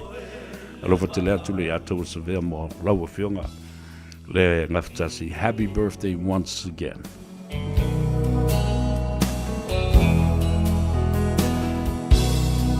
E moni ai o Solomona o vai e telene tina le lofa e sole sami ma le au e feta feai le timu ngai se ito mai wa o galala le fia inu vai fai mai so tana po o a upele ai lalo langi pua o male manu wa sola le la fa sulu sulu unai o folingai wa mo atu pe ana ela talata mai se fusia uma e foi mai la upele ea wasili o eleva ai